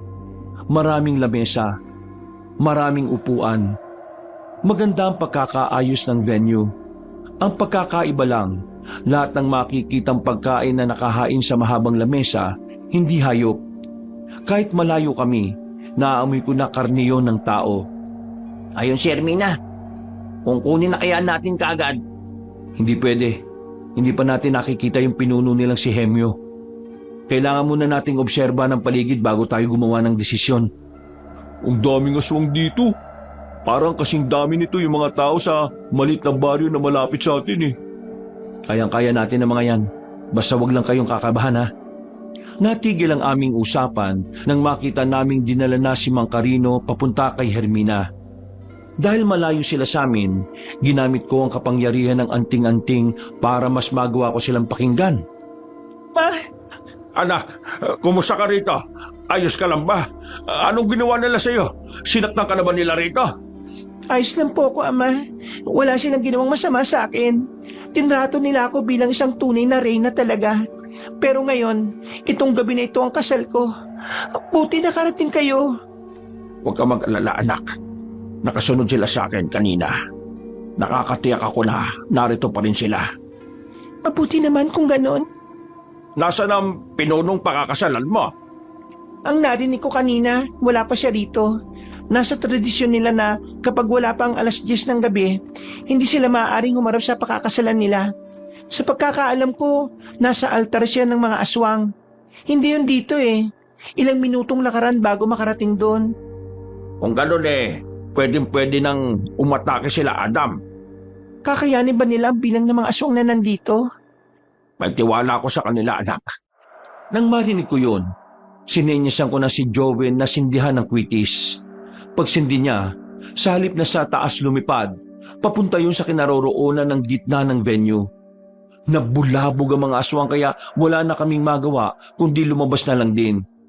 Buti na lang, matalino ang mga kamag-anak namin. Nakuha kagad nila na yun na ang hudyat kahit hindi nila nakitang pumutok sa ere. Kahit na anong mangyari, wag kayong maghihiwalay dalawa ah. Ang prioridad natin, yung mag-ama. Nagsimula ang bakbakan. Sa unang 5 minuto ay nagiging pantay lamang ang laban. Nakakasabay ang mga kamag-anak namin. Ang 2 kong kapatid, kahit papaano ay nakakalaban na maayos. Nagagamit nila ang mga nabasa nila sa libro ni Lolo Jose. Nang makakuha na ako ng tamang pagkakataon, nilapitan ko kagad ang mag-ama. Siniguro ko kagad na mailigtas sila at mailayo sa gitna ng gulo. Pumunta kami sa gilid kung saan malayo ng kaunti sa mga naglalaban. Maraming salamat, Adam. Hindi ako nagkamali. Alam kong darating ka. Hello, nandito rin kami. Oo nga, Maraming salamat din sa inyo. Parami ang mga aswang. Kakayanin ba ng mga kamag-anak mo mga yon? Huwag kayong mag-alala. Kaming bahala. Mang Carino, magtago na muna kayo rito. Kahit na anong mangyari huwag kayong lalabas hanggat hindi namin kayo binabalikan. Sige, mag-iingat kayo. Mababangis sila. Tumango na lang ako bilang tugon. Bumalik kami sa labanan para tulungan ng mga kamag-anak namin na noong mga sandaling yon, sugatan na rin pero kahit papaano ay nakakalaban pa rin. Palag! Walang panghihinaan ng loob! Tumalon ako at bumagsak ako sa gitna. Pinalibutan ako ng mga aswang na hindi ko na mabilang. Gamit ang aking anting-anting, hinataw ko ng malakas ang katana. Pagkatapos, sabay-sabay na bumagsak ang mga nasa harapan ko. Sumisirit ang kanilang dugo. Nangingisay na parabang mga nakukuryente. Napatigil ang ibang aswang sa ginawa ko, pero hindi sila nagpasindak. Muli silang umatake. Pumalag na rin ang 2 kong kapatid. yan, sa gilid mo! Huli man nang tumingin ako sa kaliwa. Isang matangkad na maskuladong aswang ang nakalapit sa akin. Hinawakan niya ako sa balikat at saka iniangat sa ere. Binalibag niya ako. Tumama ang katawan ko sa pader. Sa lakas ng pagkakatama ko, umuga ang pader na yon. Pero dahil sa kapangyarihan ng anting-anting, ay agad na nakarecover ang aking katawan.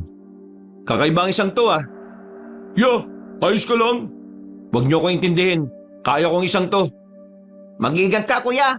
Parang batak na batak ang aswang na yan eh. Mabilis akong lumapit sa aswang kabanong.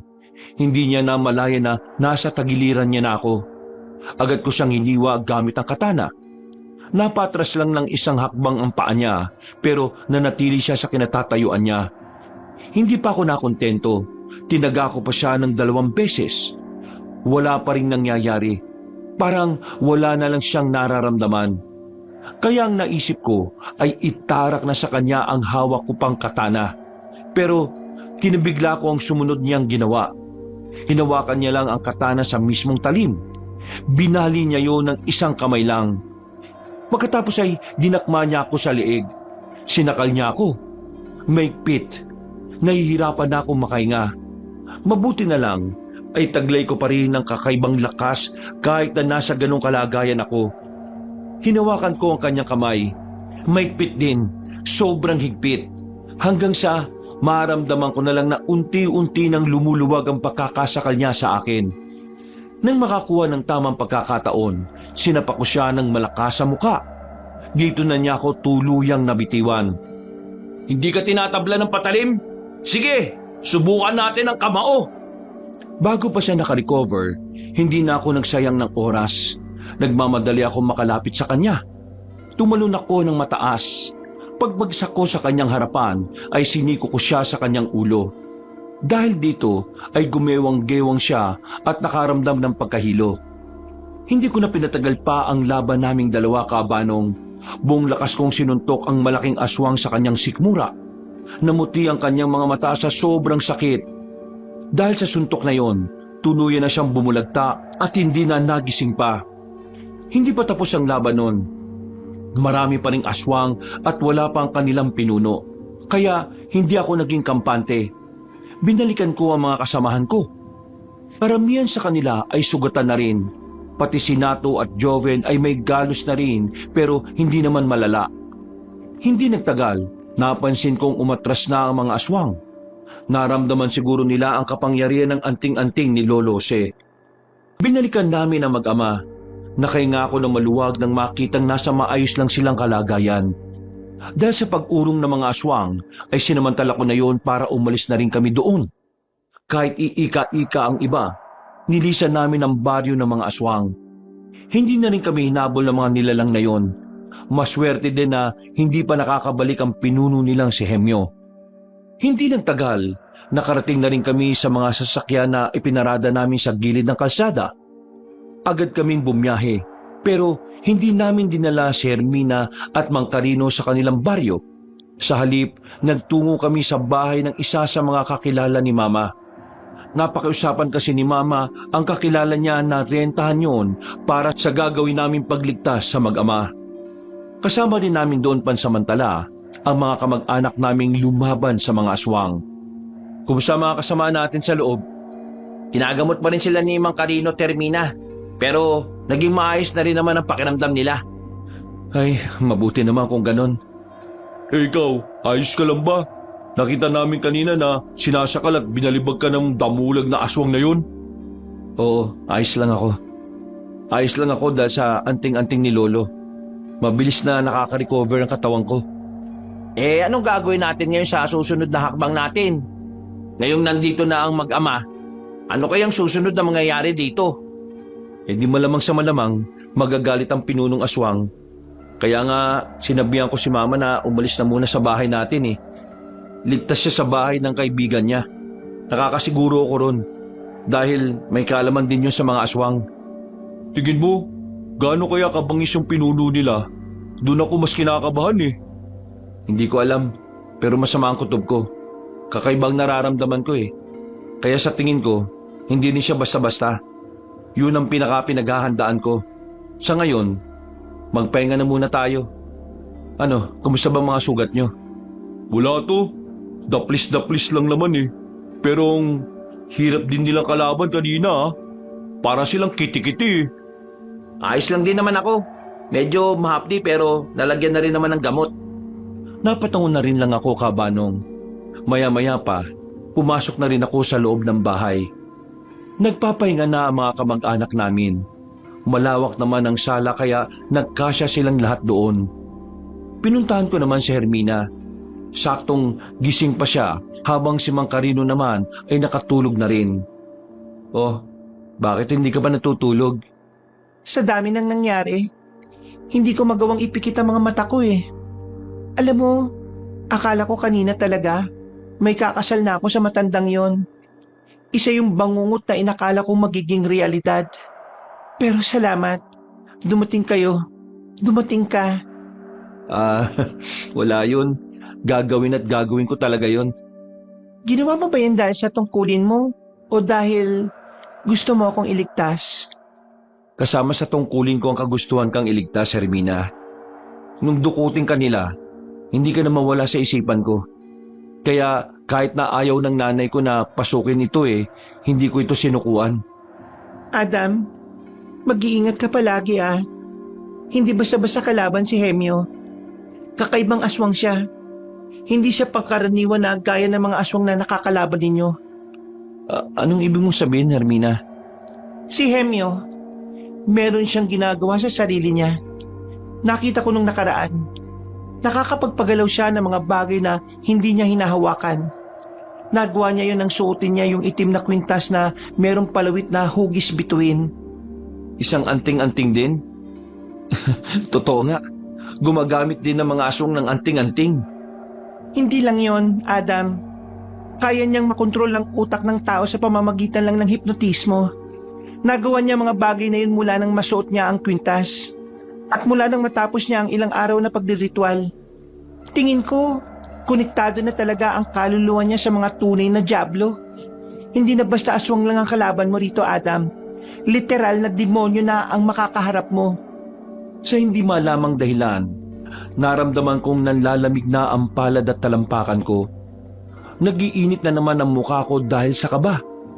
Yung kasi ang unang pagkakataon na may narinig akong ganong uri ng aswang. Kahit kasi sa libro na iniwan ni Lolo Jose, walang nabanggit na ganon.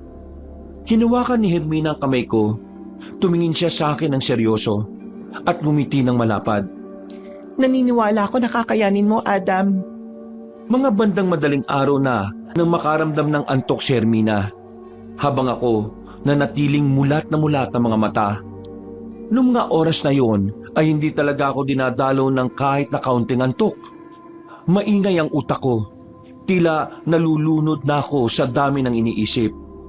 Inabot na ako ng umaga, pero buhay na buhay pa rin ang diwa ko. Wala akong maramdamang kahit na anong pagod. Maya-maya pa, nagising na rin ang mga kasama namin. Ginising ko na rin ang dalawa kong kapatid para maganda sa pupuntahan namin. Mang Carino, Hermina, kailangan namin kayong dalhin sa mas ligtas na lugar. Kaya aalis tayo ngayong araw. Kami nang bahala kung saan. Hindi ba ligtas dito? Hindi tayo nakakasiguro dahil malapit-lapit na rin ito sa gubat eh. Dadalhin namin kayo sa lugar kung saan mas maraming tao. At tsak na walang matatagpuan ng mga aswang. Ha?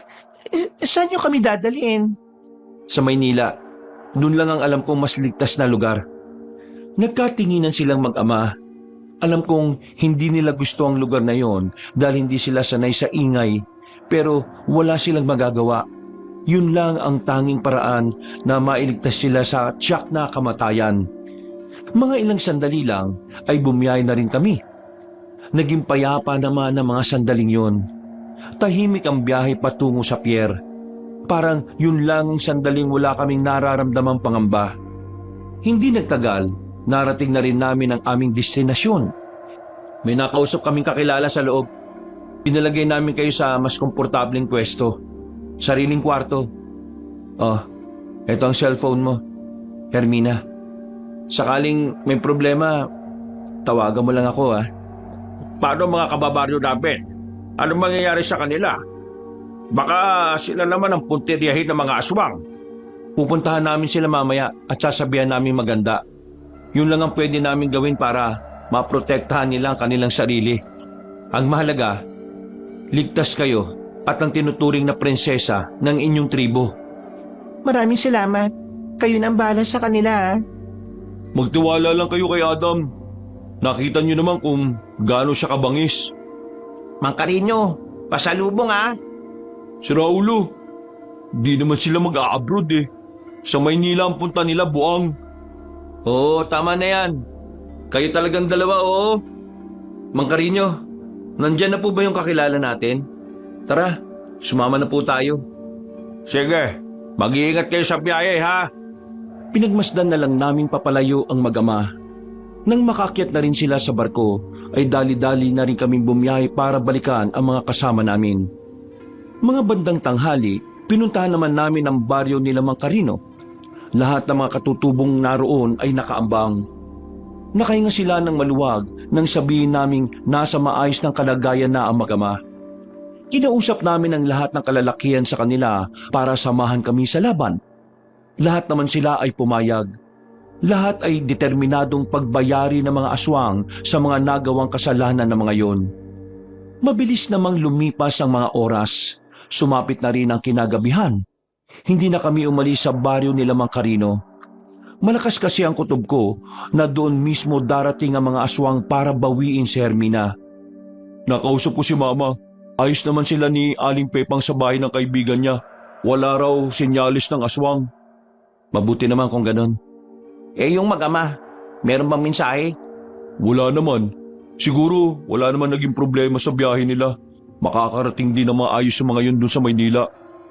Naalarma kaming lahat nang marinig ang hudyat ng mga katutubo.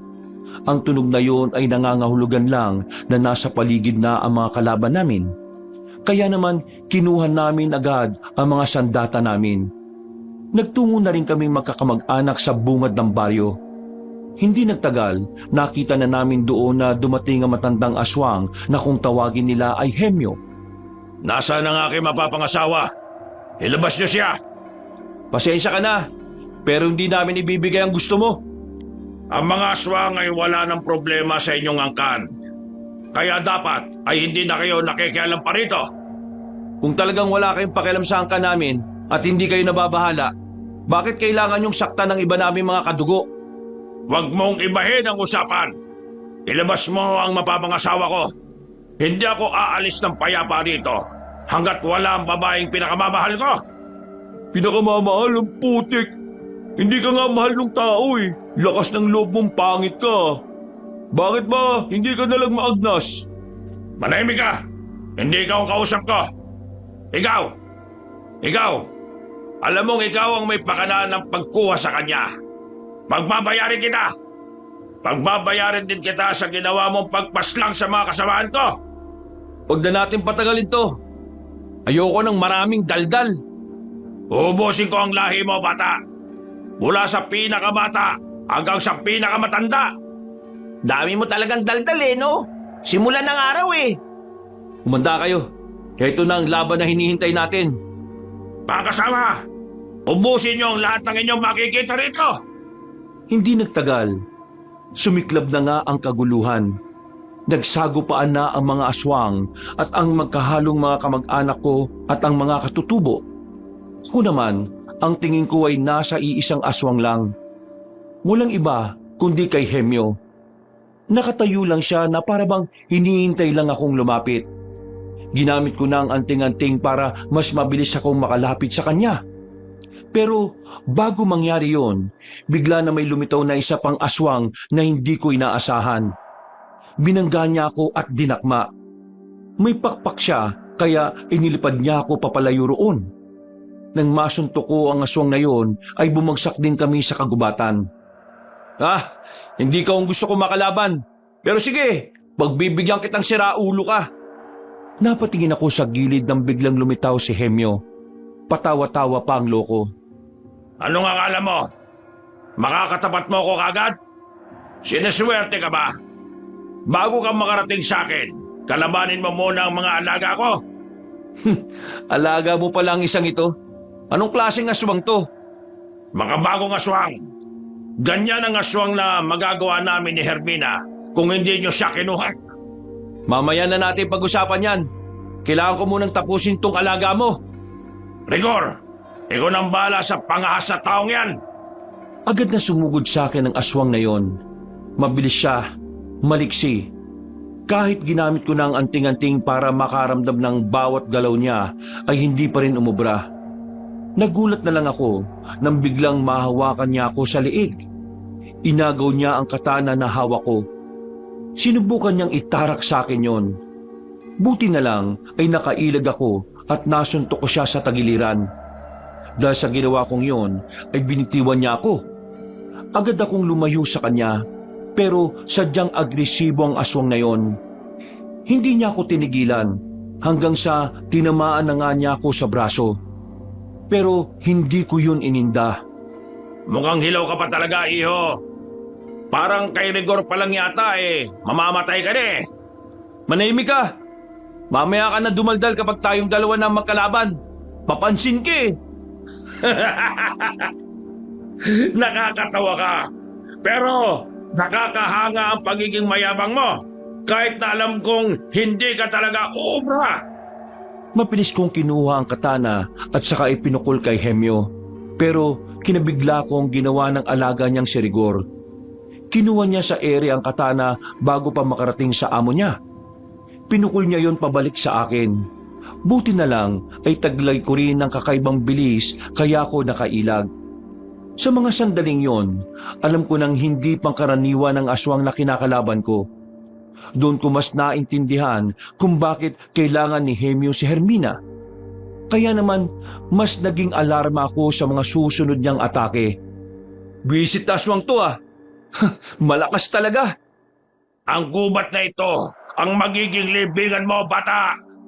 Oo, inaamin ko na malakas siya. Pero alam ko na ngayon kung anong kahinaan niya. Ha? Kahinaan? Walang kahinaan ng aswang na kagaya ni Rigor.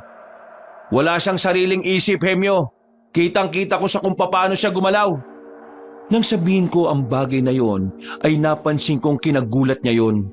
Kaya naman alam ko ng tama ang hinala ko. O ano? Tama ako, di ba? Ang aswang na nagawa mo ay walang sariling utak. Ibig sabihin, nabubuhay siya para lang pumatay. Hindi para gumawa ng sarili niyang desisyon. Kahit ano pang sabihin mo, hindi mo pa rin siya kakayanin. Isa ka lang hilaw na antingero. Hindi ko na hinayaan pang mautusan niya ang aswang na yon. Kaya ang ginawa ko, kunwaring si Hemyo ang aatakihin ko. Nang makita kong haharang na sana ang aswang na kalaban ko, hindi ako tumuloy. Kitang-kitang parang hindi alam ng aswang ang gagawin niya. Sinamantala ko ang pagkakataon. Hindi siya nakapaghanda kaya muli akong umatake. Sinuntok ko siya ng malakas sa dibdib. Narinig ko pang tumunog ang mga buto niya sa katawan. Dumistansya ang aswang. Baka sa kanya ang sakit na naramdaman.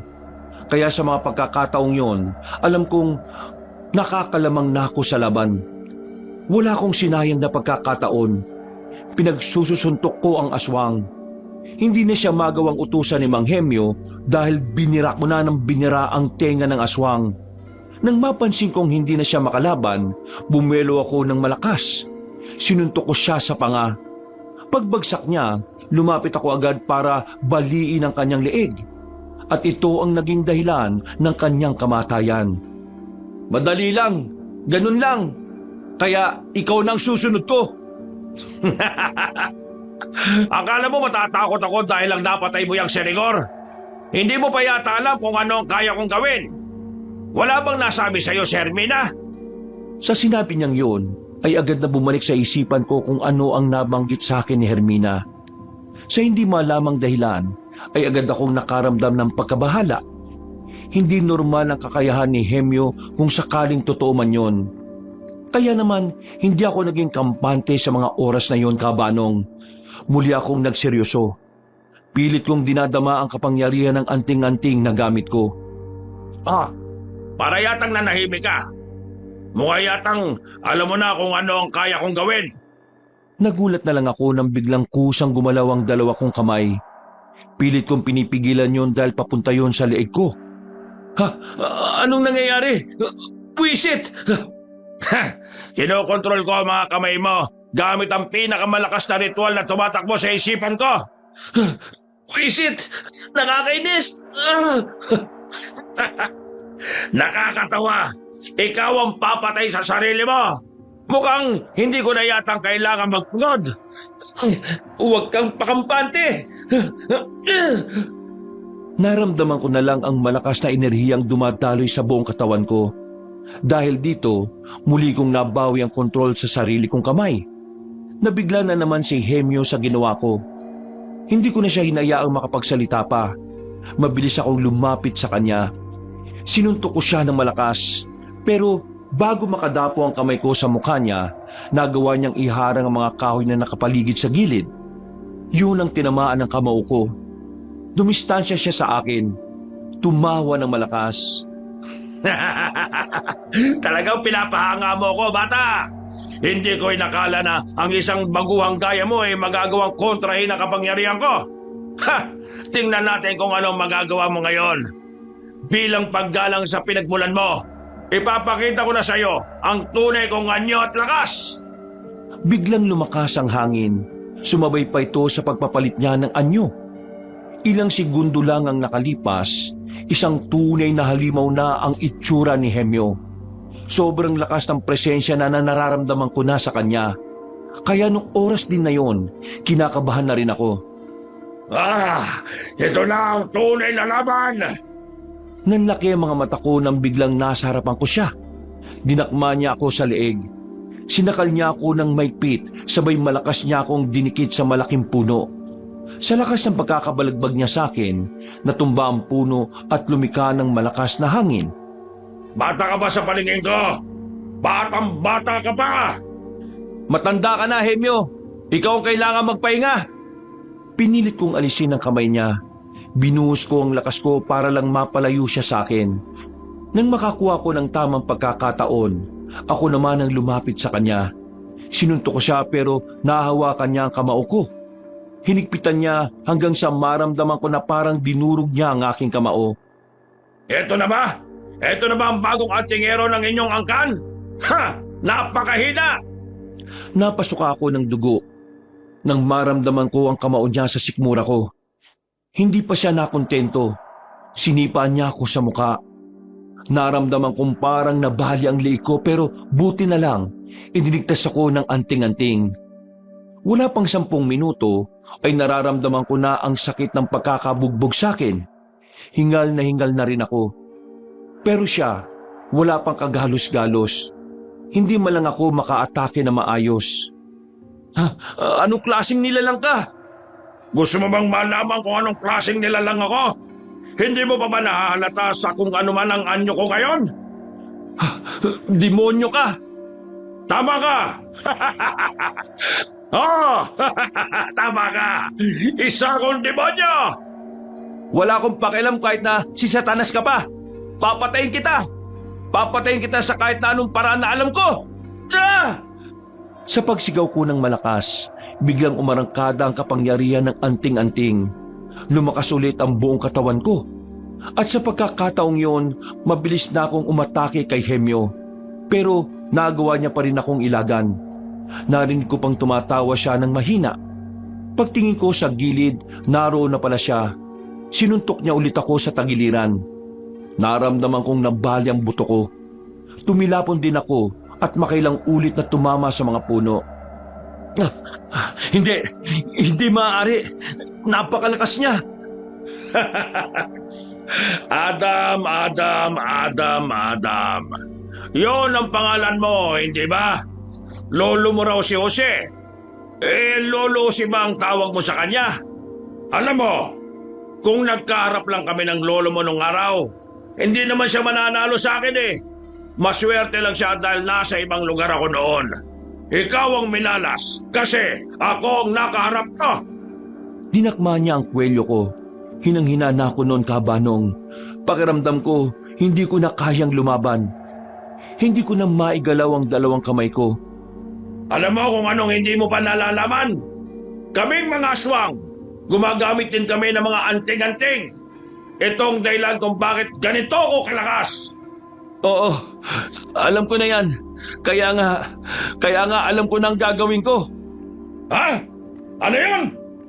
Kahit na alam kong sagad na ang katawan ko, Kabanong, pinilit ko pa ring damhin ng anting-anting sa katawan ko. Pumikit ako ng saglit.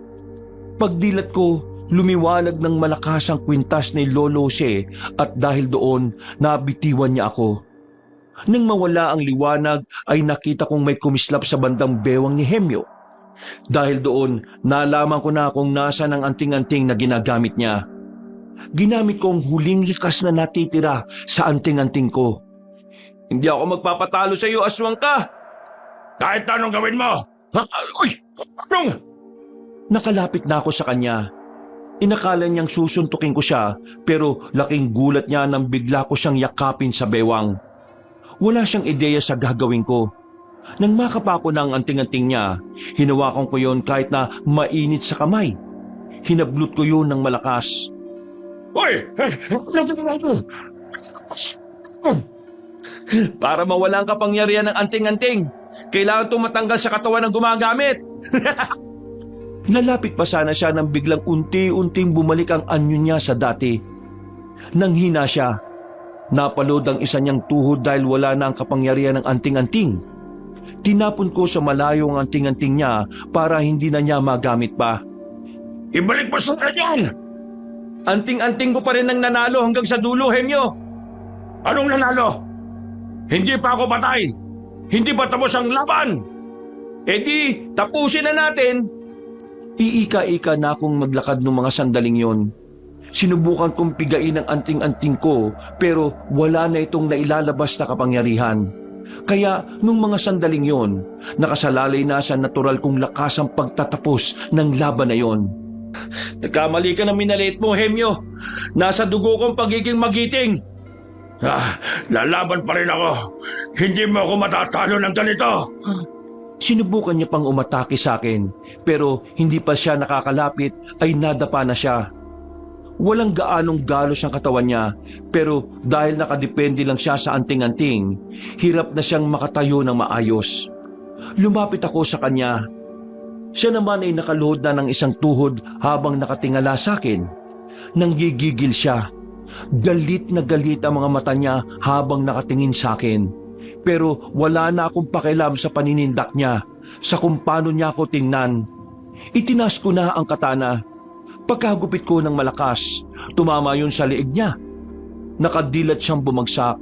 Nakatingin sa akin hanggang sa huling hininga niya. Isang bagay ang hindi mo alam, Hemyo. Hindi kailangan matagal ka na sa isang bagay para magtagumpay. Hindi mo kailangan na maraming karanasan para malampasan ang isang hamon. Ang kailangan mo, katatagan. At ang katatagan na yon ay binabasbasan ng kabutihan. Liwanag ang kinalaban mo. At kahit kailan, hindi magwawagi ang kadiliman. Naitukod ko na ang katana sa lupa nang maramdaman kong nangihina na rin ang katawan ko, Kabanong. Napatingin ako ulit kay Hemyo. Umiikot na siya sa paningin ko. Kalaunan, nawalan na rin ako ng malay. Nagising na lang ako na tapos na ang labanan. Pero may mga aswang pa ring nakatakas kaya yun ang tinugis ng iba naming kamag-anak. Pagtingin ko sa gilid ko, naroon na ang mag-ama. Hindi pala sila tumuloy sa biyahe. Sa kabilang banda naman, naroon ang dalawa kong kapatid at ang nanay kong umiiyak at nag-aalala sa akin. Eto na nga ba sinasabi ko eh. Tingnan mo, napahamak ka. Ang dami mong galos sa katawan. Parang nabali pa yata ang binti mo eh. Oh. Yan ang napapala mo kasi hindi ka nakikinig sa akin. Ma, nabugbog na nga yung tao, sinisermonan niyo pa. Oo nga naman, ma. Eh kayo rin eh. Malilintikan kayo sa akin pag-uwi. Ma, ayos lang po ko. Dahil sa anting-anting ni Lolo si kaya hanggang ngayon buhay pa ako. Unti-unti na rin nakaka-recover ang katawan ko ng kusa. Kaya wala na kayong dapat pang ipag-alala. Adam, maraming salamat talaga. Iniligtas mo ang maraming buhay. Kung wala ka, wala na rin kami. Pasalamatan natin ang mga sarili natin. Kung hindi tayo naging matatag, wala na tayong lahat. Di bale, kapag bumalik na kami sa baryo namin paglulutuan kita ng masarap na sabaw. Nako, gusto ko yan. Kapag natapos na ang problemang ito, ituloy na natin ang baboyan. Sabik na ako makatrabaho kayo mag-ama. Yun oh! Napuno ng tawanan at biruan ng mga sandaling yon, Kabanong. Kalaunan din naman ay naging kalmado na ang nanay ko. Natanggap na rin niyang delikado talaga ang trabaho ng isang antingero. Pero gaya nga ng ipinangako ko sa kanya, hindi ko na rin itinuloy ang tungkulin na yon dahil naubos na rin naman ang mga aswang. Mula noon, mas naging maayos na ang samahan naming magpamilya. Hindi naman namin kinalimutan ng legasiya na iniwan ng mga ninuno namin, lalo na ni Lolo Jose. Sadyang mas pinili lang talaga naming mamuhay na ng payapa. Si Hermina naman, mas naging malapit din kami sa isa't isa. Matapos ang kaguluhan, ay sinimulan ko na rin ang panliligaw sa kanya. Di nagtagal, siya rin naman ang naging asawa ko. Sa dami ng nangyari, masasabi kong isa yung parte ng buhay na talagang sinubok ang katatagan ko. Hinding-hindi ko yung makakalimutan, Kabanong. Kahit na nagsilbing bangungot ang madugong labanan. Nagsilbi naman itong aral sa akin na sa kahit saang laban ng buhay, magagawa mo itong lagpasan kung malinaw sa iyo kung anong ipinaglalaban mo. Hanggang dito na lang po. Maraming salamat sa lahat ng sumubaybay ng mga kabangers at mga kayanggaw sa kwento kong ito. Pinagpalang araw sa inyong lahat. Wakas.